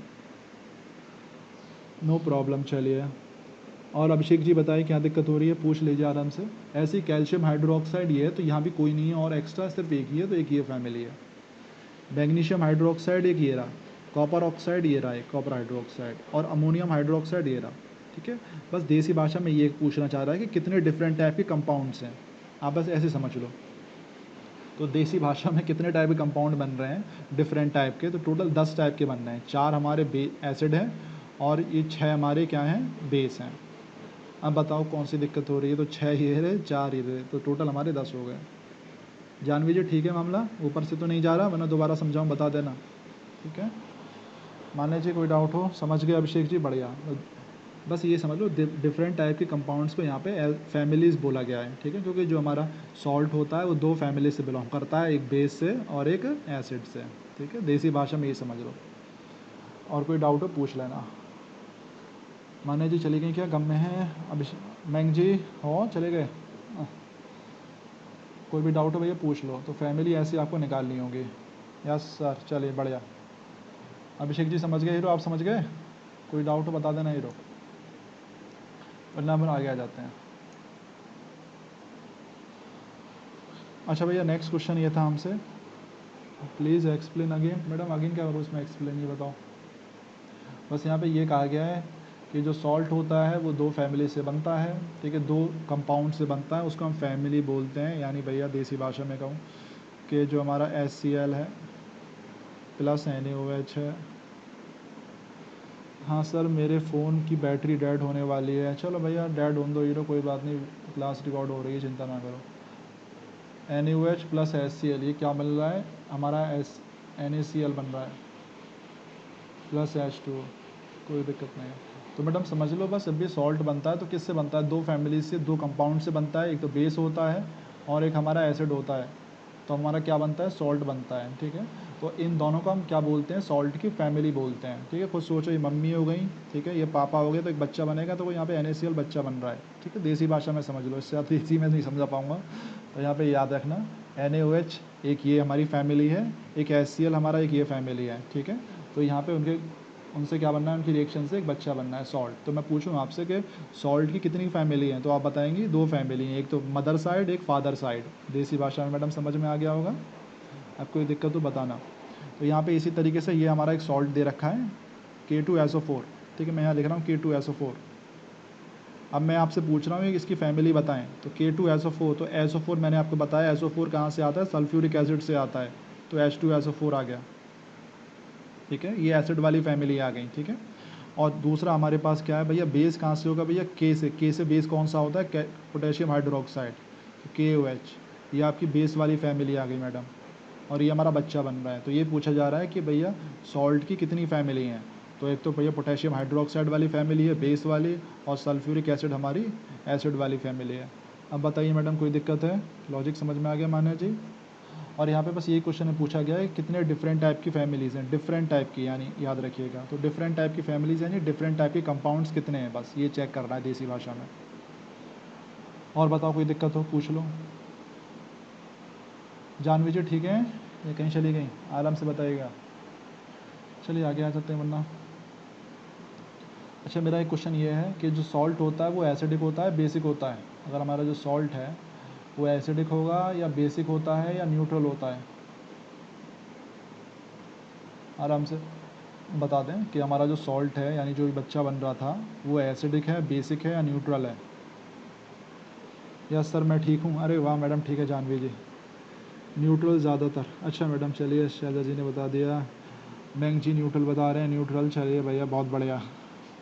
चले भैया, एक्चुअली भैया जो सॉल्ट होता है वो न्यूट्रल भी होता है, याद रखिएगा, एसिडिक भी होता है, बेसिक भी होता है, ठीक है, वो डिपेंड करता है मम्मी पापा कौन ज़्यादा स्ट्रॉन्ग है, ठीक है, नॉर्मल सी बात है। अब खुश, बस ये नॉर्मल सी बात है, यानी देसी भाषा में हम ये बोल सकते हैं कि सपोज़ कर लेते हैं एक एसिड वाली फैमिली है, एक हमारी बेसिक वाली फैमिली थी, बेस मैं लिख देता हूँ, ठीक है, और एक हमारा सॉल्ट है। अब खुद सोचो, जब भी भैया एक मम्मी होती है, मदर, एक फादर, देसी भाषा में समझते हैं, और एक हमारा सन हो गया, बच्चा हो गया, ठीक है, कोई भी ले लीजिए। अब भैया यहाँ पे खुद सोचिए, अगर मदर का डीएनए ज़्यादा स्ट्रॉन्ग है, ठीक है, मदर का डीएनए ज़्यादा स्ट्रॉन्ग है यानी जीन ज़्यादा स्ट्रॉन्ग है, तो बच्चे में जो कैरेक्टरिस्टिक आएंगी वो मदर की आएंगी, कॉमन सेंस वाली बात है। चलिए मैडम ने बता दिया, शैलजा जी ने।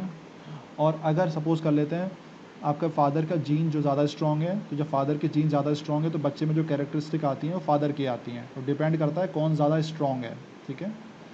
तो इसीलिए यहाँ पे हम कह रहे हैं सर जी, क्यों सर, मयंक जी क्यों, नॉर्मल सी बात है भैया, साइंस में भी गुंडागर्दी चलती है, तो जो ज़्यादा स्ट्रॉन्ग होता है वो छोटे वाले को दबा लेता है।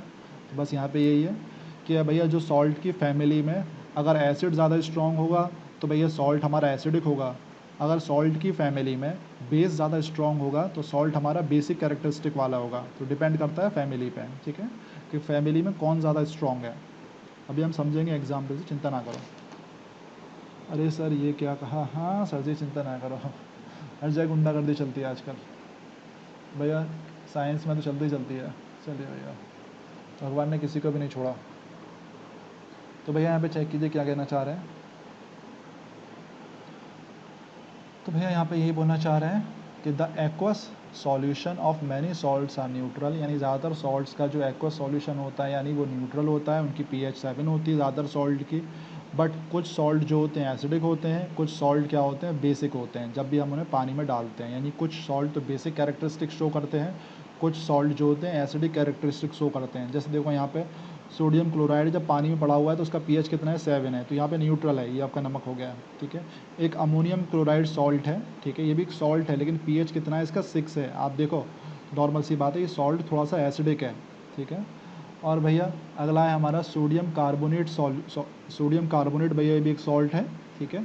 तो देखिए इसका pH कितना है आपका, 9 है। तो डिपेंड करता है कि भैया एसिड ज़्यादा ताकतवर है या बेस ज़्यादा ताकतवर है, तो इसके बारे में आगे डिस्कस करेंगे। तो यहाँ पे यही बोला गया है कि जो आपका सोडियम क्लोराइड है उसका pH 7 है, अमोनियम क्लोराइड ये भी एक सॉल्ट है, pH 6 है, और सोडियम कार्बोनेट ये भी एक सॉल्ट है तो उसका pH कितना है, 9 है, ठीक है। तो डिपेंड करता है कि उसका पेरेंट्स कौन ज़्यादा स्ट्रॉन्ग है, एसिड ज़्यादा स्ट्रॉन्ग है या बेस ज़्यादा स्ट्रॉन्ग है। अभी हम डिस्कस करेंगे, चिंता ना करो, पूरी रिएक्शन के साथ, कोई भी दिक्कत हो बता देना। अच्छा भैया तो देखते हैं क्या है, हमारे पास कहाँ से आ गए भैया, यहाँ से। अब भैया यहाँ पे क्या बोलना चाह रहे हैं कि जो एसिडिक नेचर और बेसिक नेचर जो होता है किसी भी सॉल्ट सॉल्यूशन का वो किसके द्वारा एक्सप्लेन होता है, हाइड्रोलाइसिस ऑफ सॉल्ट के द्वारा एक्सप्लेन होता है, याद रखिएगा। तो जो एसिडिक नेचर होता है या बेसिक नेचर होता है किसी भी सॉल्ट सॉल्यूशन का, तो किसके द्वारा होता है, वो हाइड्रोलाइसिस ऑफ सॉल्ट के द्वारा होता है, ठीक है, on the basis of hydrolysis of salt. अब भैया हाइड्रोलाइसिस का मतलब क्या होता है, तो यहाँ पे ये लिखा हुआ है hydrolysis means splitting of A compound by the action of water. यानी हाइड्रोलाइसिस का मतलब होता है किसी भी कंपाउंड को तोड़ देना पानी के साथ। हाँ मैडम, सर रिकॉर्डिंग हो रही है, हाँ मैडम रिकॉर्डिंग हो रही है, चिंता ना करो, आप दोबारा देखना और कोई दिक्कत हो तो दोबारा कल मुझसे पूछना, मैं दोबारा समझाऊंगा आपको, ठीक है। तो भैया यहाँ पे क्या ये बोलना चाह रहा है, यहाँ पे ये बोलना चाह रहा है कि भैया कि जो हम एसिडिक कैरेक्टरिस्टिक और बेसिक कैरेक्टरिस्टिक किसके बेसिस पर जानेंगे, हाइड्रोलाइसिस ऑफ सॉल्ट के बेसिस पर जानेंगे। हाइड्रोलाइसिस का क्या मतलब होता है कि किसी भी कंपाउंड का पानी के एक्शन के साथ टूट जाना, यानी पानी की मदद से कोई भी कंपाउंड जब टूट जाता है तो उसे हम क्या बोलते हैं, हाइड्रोलाइसिस बोलते हैं, ठीक है। हाइड्रोलाइसिस ऑफ सॉल्ट है, इसका क्या मतलब है कि पानी की मदद से सॉल्ट का टूट जाना दो हिस्सों में, क्या कहलाता है, हाइड्रोलाइसिस ऑफ सॉल्ट कहलाता है, ठीक है। अब इसका क्या मतलब है ज़रा समझते चलेंगे धीरे धीरे, चिंता ना करें। तो भैया यहाँ पे हमसे क्या बोलना चाह रहा है, सिंपल सा है। देखिए यहाँ पे बोलना चाह रहा है कि अगर आपका स्ट्रॉन्ग एसिड है और स्ट्रॉन्ग ही बेस है, जब भैया स्ट्रॉन्ग एसिड है स्ट्रॉन्ग ही बेस है तो नॉर्मल सी बात है जो सॉल्ट बनेगा वो न्यूट्रल बनता है। ये इंपॉर्टेंट चीज़ है, याद रखिएगा। यानी जब दोनों ही मम्मी पापा स्ट्रॉन्ग है तो बेचारा जो बच्चा हो जाता है वो न्यूट्रल हो जाता है, ठीक है, ना तो उधर का रहता ना उधर का रहता। तो याद रखना, अगर स्ट्रॉन्ग एसिड है और स्ट्रॉन्ग बेस है तो जो सॉल्ट होगा वो क्या होगा, न्यूट्रल होगा, क्योंकि स्ट्रॉन्ग एसिड इस स्ट्रॉन्ग बेस की प्रॉपर्टीज़ को पूरी तरीके से ख़त्म कर देगा, यानी एक दूसरे को पूरी तरीके से न्यूट्रलाइज़ कर देंगे। जब एक दूसरे को पूरी तरीके से न्यूट्रलाइज़ कर देंगे तो नॉर्मल सी बात है जो सॉल्ट है वो हमारा न्यूट्रल बनेगा, बहुत ही सिंपल। जैसे कि भैया आप देखें कि जब हमारा HCl जो कि बहुत ही ख़तरनाक एसिड होता है और जब हमारा बेस सोडियम हाइड्रोक्साइड ये सबसे ख़तरनाक बेस होता है, जब ये दोनों कंबाइन होते हैं तो हमारा एक सॉल्ट बनता है NaCl, और ये हमारा न्यूट्रल होता है। न्यूट्रल क्यों होता है, क्योंकि भैया मम्मी भी खतरनाक थी और पापा भी हमारे खतरनाक थे, बहुत ही सिंपल पॉइंट है, ठीक है। इसी तरीके से और अगर आप इस नमक को NaCl को लिटमस पेपर पर डालेंगे तो कोई भी अफेक्ट नहीं आएगा, ठीक है, ना तो रेड का ब्लू होगा ना ब्लू का रेड होगा। अच्छा भैया इसी का एग्जाम्पल और दिया हुआ है कि सपोज़ कर लेते हैं भैया जो हमारा पोटेशियम सल्फेट सॉल्ट होता है K2SO4, ठीक है, इसका जो सॉल्ट होता है यानी एसिड जो होता है वो हमारा क्या होता है, सल्फ्यूरिक एसिड यानी खतरनाक एसिड है, और जो उसका बेस होता है पोटेशियम हाइड्रोक्साइड होता है, ये भी खतरनाक होता है। इस कारण जो सॉल्ट बनता है वो हमारा क्या बनता है, न्यूट्रल बनता है। तो यहाँ पे ये लिखा हुआ है, तो यहाँ पे बोलना चाह रहा है वो क्या होगा, न्यूट्रल होगा, बहुत ही सिंपल है, कोई भी डाउट हो पूछ लीजिएगा। इसके बाद हमारे पास क्या आ जाता है कि सेकंड केस है कि अगर मान लेते हैं कि जो हमारा एसिड है वो काफ़ी ज़्यादा स्ट्रॉन्ग है और जो बेस है वो हमारा काफ़ी ज़्यादा वीक बेस है, ठीक है, तो इस कारण जो हमारा सॉल्ट बनेगा वो एसिडिक बनेगा, क्योंकि नॉर्मल सी बात है एसिड ज़्यादा स्ट्रॉन्ग था तो जो सॉल्ट बनेगा उसमें एसिड की प्रॉपर्टीज़ ज़्यादा आएंगी। तो यहाँ पे ये कहना चाह रहा है कि सॉल्ट ऑफ स्ट्रॉन्ग एसिड, यानी जो स्ट्रॉन्ग एसिड होते हैं जब कंबाइन होते हैं वीक बेस से तो जो सॉल्ट बनता है वो एसिडिक बनता है, याद रखिएगा। तो पूछा जाता है क्वेश्चन कि एसिडिक कब बनता है सॉल्ट, तो आप बता देना कि जब स्ट्रॉन्ग एसिड को हम कंबाइन करते हैं वीक बेस से तो हमारा क्या बनता है, एसिडिक सॉल्यूशन बनता है, यानी एसिडिक सॉल्ट बनता है, और इसका जो pH होता है वो 7 से कम होता है।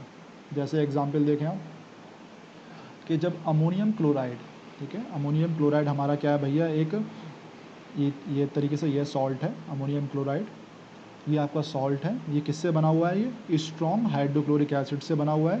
तो देखिएगा ये हाइड्रोक्लोरिक एसिड स्ट्रॉन्ग एसिड है, ठीक है, अभी बता रहा हूँ हीरो। और अगला क्या है, वीक बेस से बना हुआ है, वीक बेस कौन है, अमोनियम हाइड्रोक्साइड है, तो ये हमारा वीक बेस है, ठीक है। तो यहाँ पे देखें, यहाँ पे ये क्या हुआ है कि जब अमोनियम क्लोराइड जो कि सॉल्ट है जब हमने उसे पानी में डाला तो उसका हाइड्रोलाइसिस हुआ, हाइड्रोलाइसिस होने पर वो टूट किस में गया, बेस में टूट गया और एसिड में टूट गया, ठीक है। अब आप चेक करें, इसमें अमोनियम हाइड्रोक्साइड जो होता है वीक बेस होता है, HCl हमारा स्ट्रॉन्ग एसिड होता है, इस कारण जो सॉल्ट है ये वाला ये हमारा थोड़ा सा एसिडिक है। हाँ मयंक जी, अब बताओ क्या कह रहे हो, मैं 1 मिनट चेक करता हूँ, आराम से बताना हीरो क्या कहना चाह रहे हो। हाँ सर जब सॉल्ट फॉर्म होता है तो क्या उसके बाद हम उसे रिवर्स नहीं कर सकते, हीरो मैंने रिवर्स किया तो है, यहाँ पे देखो रिवर्स हुआ है हाइड्रोलाइसिस वाला, ये रिवर्स हो तो क्या आप उसे रिवर्स कर सकते हो, कोई समस्या वाली बात नहीं है।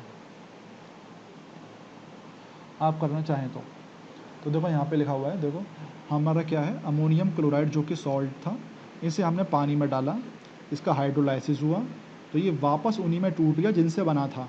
तो किन से बना था ये भैया, अमोनियम हाइड्रोक्साइड, ये हमारा बेस था, इससे बना था, और HCl एसिड से बना था, क्योंकि देखो पीछे वाला जो पार्ट होता है सॉल्ट का वो एसिड से बना होता है। तो Cl यानी किससे आया होगा, ये HCl से आया होगा। तो HCl हमारा स्ट्रॉन्ग एसिड होता है, ठीक है। और हमारे पास ये वाला क्या होता है, हमारा बेस होता है भैया। तो जो आपके सिलेबस में है हीरो, उससे तो कर सकते हैं, कोई दिक्कत नहीं है, और बाकी जो सिलेबस में नहीं है तो उनका तो मुझे भी नहीं आइडिया। तो यहाँ पे याद रखना, तो ये हमारे पास क्या हुआ है, साफ साफ नज़र आ रहा है, स्ट्रॉन्ग एसिड से बना हुआ है। इस कारण क्या है, नॉर्मल सी बात है, ये जो सॉल्ट होगा वो थोड़ा सा एसिडिक होगा, बस इतना सिंपल है। और कोई दिक्कत हो बताइएगा, बस और क्या बताना है मुझे आपको, कुछ नहीं। तो ये याद रखना कि अगर आपका जो है एसिड स्ट्रॉन्ग है तो सॉल्ट भी आपका स्ट्रॉन्ग होता है, एसिडिक होता है। अगर आपका एसिड वीक है तो नॉर्मल सी बात है, बेस स्ट्रॉन्ग है तो नॉर्मल सी बात है, सॉल्ट आपका बेसिक होगा, बहुत ही सिंपल है। अच्छा, अब आगे ये बोलना चाह रहे हैं कि ये जो सॉल्ट है, ये जो आपका सॉल्ट बन रहा था ये एसिडिक है, तो नॉर्मल सी बात है, ये भैया ब्लू लिटमस पेपर को रेड में कन्वर्ट कर देगा, ये इंपॉर्टेंट चीज़ है। तो क्वेश्चन यही आ जाता है कि जो अमोनियम क्लोराइड सॉल्ट है हमारे पास, क्वेश्चन बोला जाएगा अमोनियम क्लोराइड सॉल्ट है, अगर हम इसे लिटमस पेपर में डालते हैं तो कैसा कलर आता है। तो बच्चे ज़्यादातर बोलते हैं सर कोई कलर नहीं आया क्योंकि सॉल्ट है ये। तो आप बता देना कि सर जी ये एसिडिक सॉल्ट है, तो नॉर्मल सी बात है, ब्लू को किस में कन्वर्ट कर देगा, रेड में कन्वर्ट कर देगा। बस इतना सिंपल सा पॉइंट है, और कोई भी दिक्कत हो भैया बता देना। इसके बाद हम आगे आ जाते हैं। मैंग जी, आपको आंसर मिल गया, कोई डाउट हो बताना। अभिषेक जी कोई डाउट हो पूछ लो, 1 मिनट का टाइम है, कहीं ज़्यादा जल्दी तो नहीं हो रहा, बता देना भैया मुझे। मान्या जी कोई डाउट हो बताइएगा, आराम से पूछ लें।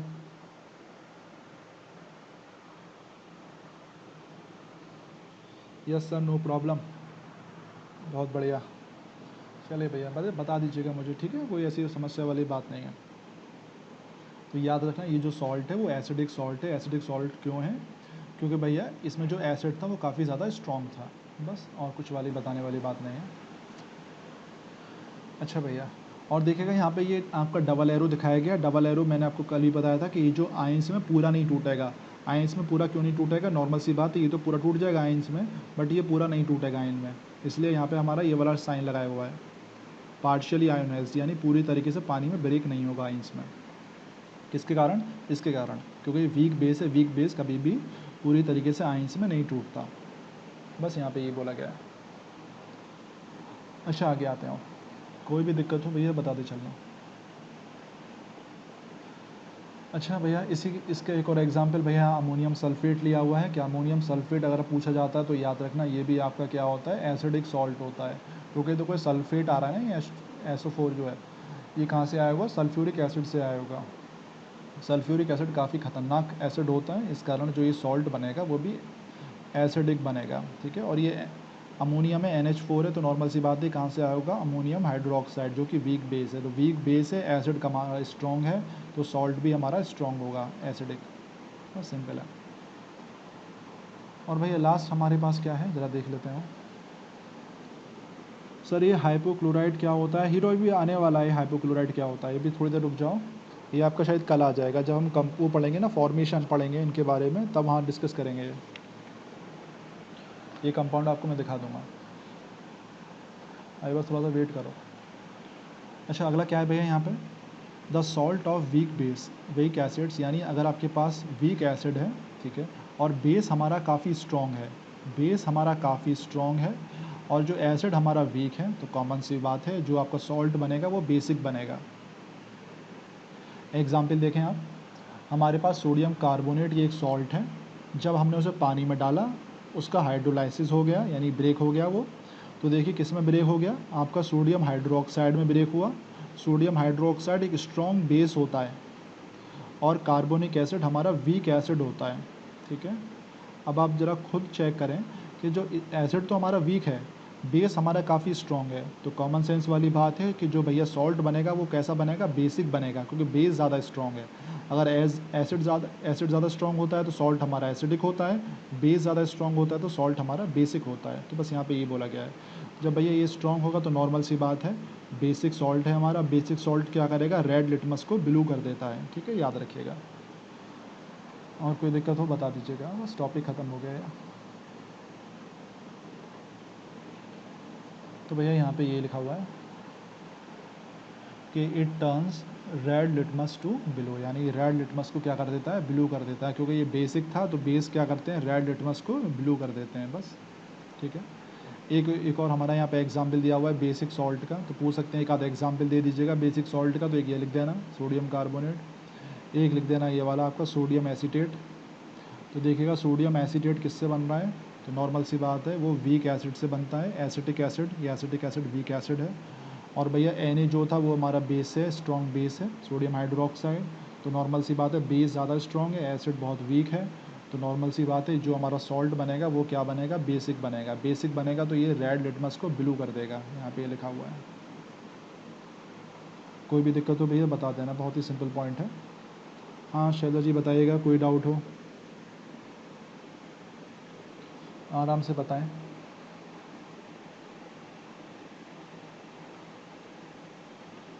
कोई भी परेशानी हो पूछ लीजिए, 1 मिनट का टाइम है, आराम से बताएं। और भैया किसी बच्चे को दिक्कत हो पूछ लेना।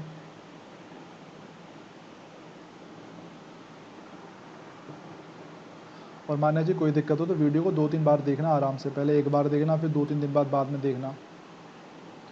और जानवी जी कहाँ चली गई?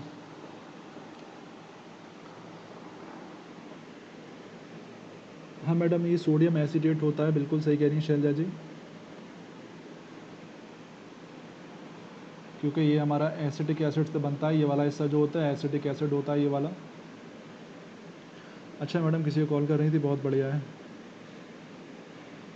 हाँ मैडम ये सोडियम एसीटेट है, बहुत बढ़िया। तो मैंने क्या बोला, सोडियम एसीटेट ही तो बोला था ये वाला, ये जो आगे वाला हिस्सा है, ये वाला हिस्सा ये एसिटिक एसिड है, ये वाला हिस्सा क्या है। अच्छा मैडम एसिड पहले है बेस से, अच्छा मैडम ये कहना चाह रही नहीं मैडम, एक्चुअली में क्या होता है कि इस चीज़ को हम जो ये वाला जो चीज़ है, ये वाली जो आयन है स्पेशल आयन है, एक्चुअली कार्बन कंपाउंड्स में आप पढ़ते हैं तो उसको याद करना आसान हो जाता है, ठीक है। अगर आप इसे लिखेंगे, आप इसे ऐसे पढ़ेंगे, फिर आप इसे ऐसे करना पड़ेगा, फिर आपको NaOO C फिर H3C इस तरीके से कुछ आएगा ये, ठीक है। तो याद करने में काफ़ी दिक्कत हो जाती है, तो इसे हम ऐसे पढ़ लेते हैं CH3COONA, काफ़ी आसानी से याद हो जाता है, तो इसलिए हम इसे इस तरीके से रिप्रेजेंट कर देते हैं। तो ये एक एक्सेप्शन है, क्यों, क्योंकि ये आपका ऑर्गेनिक कंपाउंड में ये आता है, तब वहाँ पे आपको ये समझ में आएगा। तो मैडम बस ये याद करने के पर्पज़ से इसका यूज़ किया गया, आप इसे ऐसे भी लिख लें, कोई दिक्कत वाली बात नहीं है।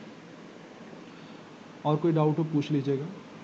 आपने बिल्कुल सही कहा कि यहाँ पे एसिड पहले लिखा हुआ है, बल्कि बेस लिखा जाता है पहले, लेकिन मैडम चेक करें आप, नाम में हमारा बेस ही आया है, आप देखिएगा फॉर्मूले में थोड़ा सा चेंज कर दिया है याद करने के चक्कर में, बट नाम पहले ही है, बेस पहले आ रहा है। देखिए सोडियम हाइड्रोक्साइड बेस होगा इसका, और एसिटिक एसिड यहाँ पे आपका एसीटेट का एसिडिक एसिड होगा। शैलजा जी आप क्लियर है? ठीक है, नाम तो हमारा वैसा ही रहेगा, बट उसको याद करने के लिए फॉर्मूले को थोड़ा सा उल्टा कर दिया है बस, ताकि आसानी से याद हो जाए। अच्छा और कोई दिक्कत हो बता देना। चलिए मान्या जी कोई दिक्कत हो बताइएगा। चलिए आगे चलते हैं, क्योंकि ऑर्गेनिक केमिस्ट्री में जो आप सारे कंपाउंड्स पढ़ेंगे वो इसी तरीके से शुरुआत होगी, CH3COONA या CH3COOH, इस तरीके से चलता चला जाएगा, तो याद करने में काफ़ी आसानी हो जाती है। इसके बाद भैया हमारे पास नमक है, चलो नमक को भी देख लेते हैं थोड़ा सा, ज़्यादा नहीं, थोड़ा सा डिस्कस करेंगे आज, क्योंकि यहाँ से हमारे सारे कंपाउंड शुरू हो जाएंगे, किस तरीके से उनका मैन्युफैक्चरिंग क्या है। तो भैया जो कॉमन सॉल्ट है भैया, ये वाइट पाउडर होता है, याद रखिएगा। ये आपके खाना बनाने में, सब्जी बनाने में, खाना बनाने में यूज़ होता है, ठीक है, दाल बनाने में यूज़ होता है। इसको हम कभी कभार कॉमन सॉल्ट को जस्ट सॉल्ट भी बोलते हैं, ठीक है। केमिकल नेम इसका पूछ लेते हैं, तो केमिकल नेम वैसे बच्चों वाला कोई पूछेगा नहीं, सोडियम क्लोराइड होता है, फार्मूला NaCl होता है, ठीक है। ये आपका न्यूट्रल सॉल्ट होता है, क्योंकि एसिड भी इसमें स्ट्रॉन्ग होता है, बेस भी इसमें स्ट्रॉन्ग होता है, ठीक है। अच्छा इसमें लेबोरेटरी प्रिपरेशन अक्सर पूछ ली जाती है, तो ये लेबोरेटरी प्रिपरेशन है कि जो सोडियम क्लोराइड जो है भैया लेबोरेटरी में किस तरीके से बनाया जाता है। वैसे तो समुद्र से हमें फ्री में मिलता है, लेकिन लेबोरेटरी में अगर पूछ ले आपसे कैसे बनता है, तो ऐसे बनता है, याद रखिएगा। Sodium hydroxide plus hydrochloric acid क्या बनता है, सोडियम क्लोराइड NaCl, नमक बन गया, कॉमन सॉल्ट और वाटर बन गया। याद रखना ये हमारा कौन सा है भैया, इंपॉर्टेंट है, लेबोरेटरी मेथड है, ठीक है, नेचुरल मेथड नहीं, नेचुरल तो हमारा भैया हमें से मिलता है समुद्र से हमें, बस और कुछ बताने वाली बात नहीं है। और क्या बताना चाह रहा हूँ मैं आपसे, the sodium chloride formed here can be evaporated to obtain sodium chloride. तो यहाँ पे और कुछ बताने वाली बात नहीं है, यानी बेसिकली यहाँ पे ये कहना चाह रहे हैं कि ये जो पानी है इसमें मिक्स होगा, नमक इसमें मिक्स होगा, तो आप पानी को हवा में उड़ा दीजिएगा इवेपोरेशन के द्वारा, तो नॉर्मल सी बात है आपका NaCl ज़मीन में रह जाएगा। तो यहाँ पे बस यही बोलना चाह रहे हैं, क्योंकि पानी साथ में है ना, तो पानी इसके साथ होगा मिल करके, तो नॉर्मल सी बात है पानी का आप इवेपोरेशन करा देना, तो नॉर्मल सी बात है नीचे नमक रह जाएगा, बस और कुछ बताने वाली बात नहीं है। और भैया यहाँ साफ साफ बोलना चाह रहा है कि लार्ज स्केल पे हम इस तरीके से नहीं बनाते नमक को, नेवर लिखा हुआ है साफ साफ, ठीक है, क्योंकि हमें जो है समुद्र में ये भरपूर मात्रा में ये मिल जाता है, ठीक है, नेचर में, तो हम फालतू पैसे खर्च क्यों करें। चलिए आगे आते हैं। टाटा नमक NaCl मिंदा से शायद 17 रुपये किलो चल रहा है, थी 17 रुपये या 18 रुपये ऐसे कुछ होगा। चलिए आगे आते हैं, कोई डाउट हो बता देना। अच्छा भैया जो नमक है नेचर में किस तरीके से पाया जाता है, तो भैया दो तरीके से पाया जाता है, याद रखिएगा, एक तो भैया सी वाटर यानी समुद्र में पाया जाता है पानी में, और एक रॉक सॉल्ट के फॉर्म में पाया जाता है, तो दो टाइप में पाया जाता है, याद रखिएगा, सी वाटर और हमारा रॉक सॉल्ट।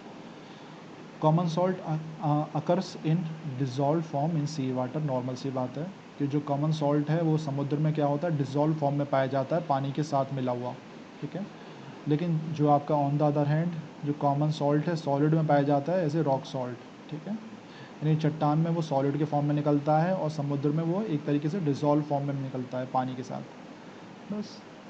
तो यहाँ पे यही बोला गया है कॉमन सॉल्ट हम कहाँ से निकाल रहे हैं, सी वाटर से, और यहाँ पे कॉमन सॉल्ट हम कहाँ से निकाल रहे हैं, अंडरग्राउंड डिपॉजिट से, यानी खुदाई करके भी निकाला जाता है कभी कभार, और हमारे समुद्र से तो निकलता ही निकलता है पानी में। तो बस यहाँ पे यही है कि जो आपका समुद्र का पानी है उसमें जो नमक है वो डिज़ोल्व फॉर्म में होता है, ठीक है। तो भैया मेजर सॉल्ट जो है वो मिलता है पानी में हमें, मुबारक हो। जो कॉमन सॉल्ट है वो समुद्र के पानी से निकाला जाता है, किसके ज़रिए, इवेपोरेशन के ज़रिए, ठीक है।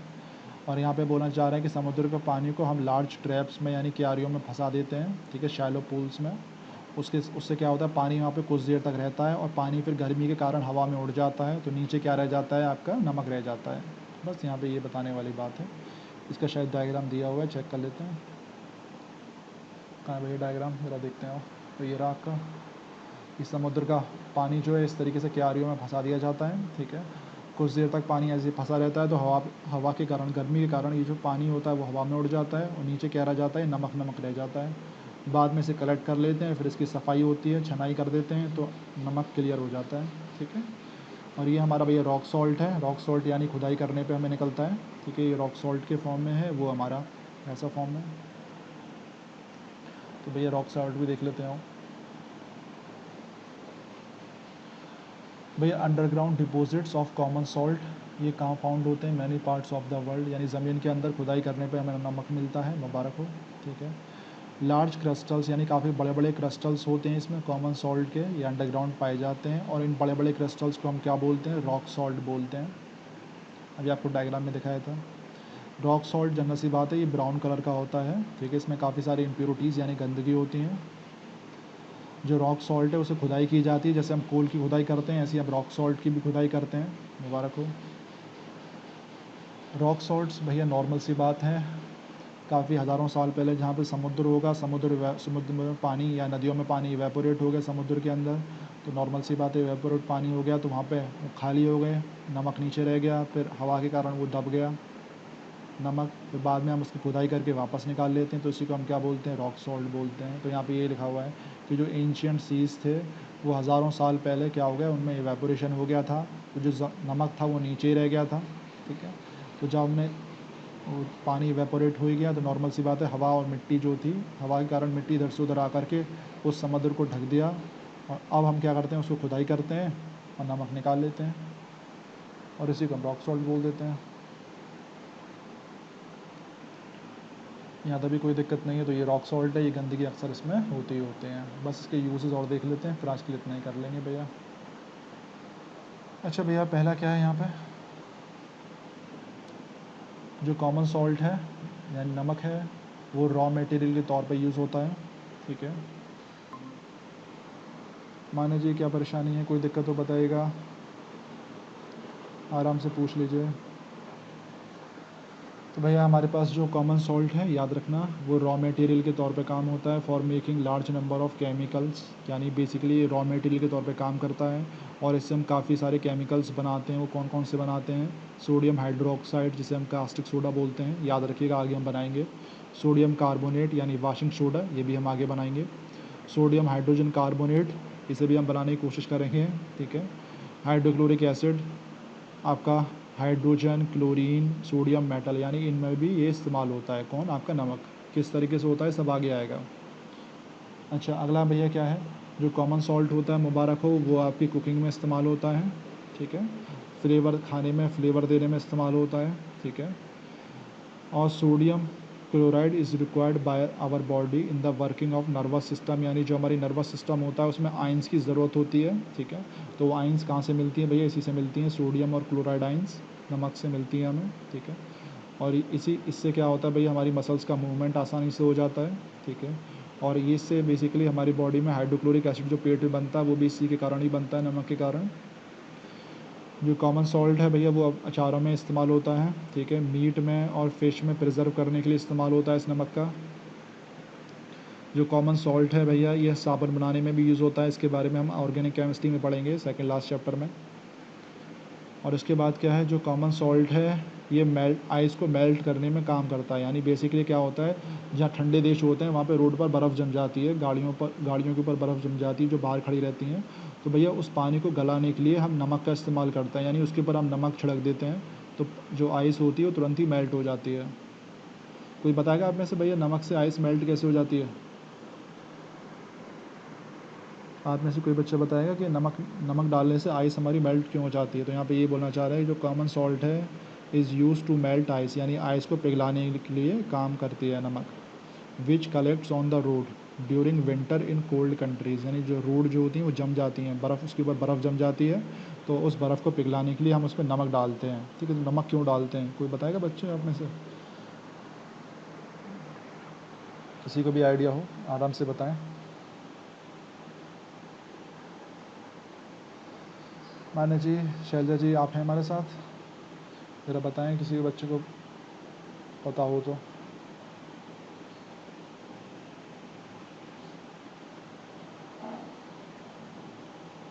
पता नहीं, चलिए कोई बात नहीं, ये आपका होमवर्क है, आप ट्राई करना। यूट्यूब पे वीडियो भी दे रखी हैं काफ़ी सारी, आप देखना, फिर पता चल जाएगा आपको। और वैसे भी आप सर्च कर सकती हो, नॉर्मली ये बहुत छोटा सा आंसर है। तो ये आपका होमवर्क है, बस आज के लिए इतना ही कर लेते हैं। कोई डाउट हो मुझसे पूछ लेना। चलिए, चिंता ना करें मैडम, आराम से ट्राई कीजिएगा। बहुत ही सिंपल आंसर है, नेट पर सर्च कर सकती हो, यूट्यूब पर देख सकती हो। चलिए भैया, फिर आज के लिए इतना ही करते हैं। सभी को हमारा गुड आफ्टरनून है, और कल मिलते हैं। कोई भी डाउट हो पूछ लेना। ओके।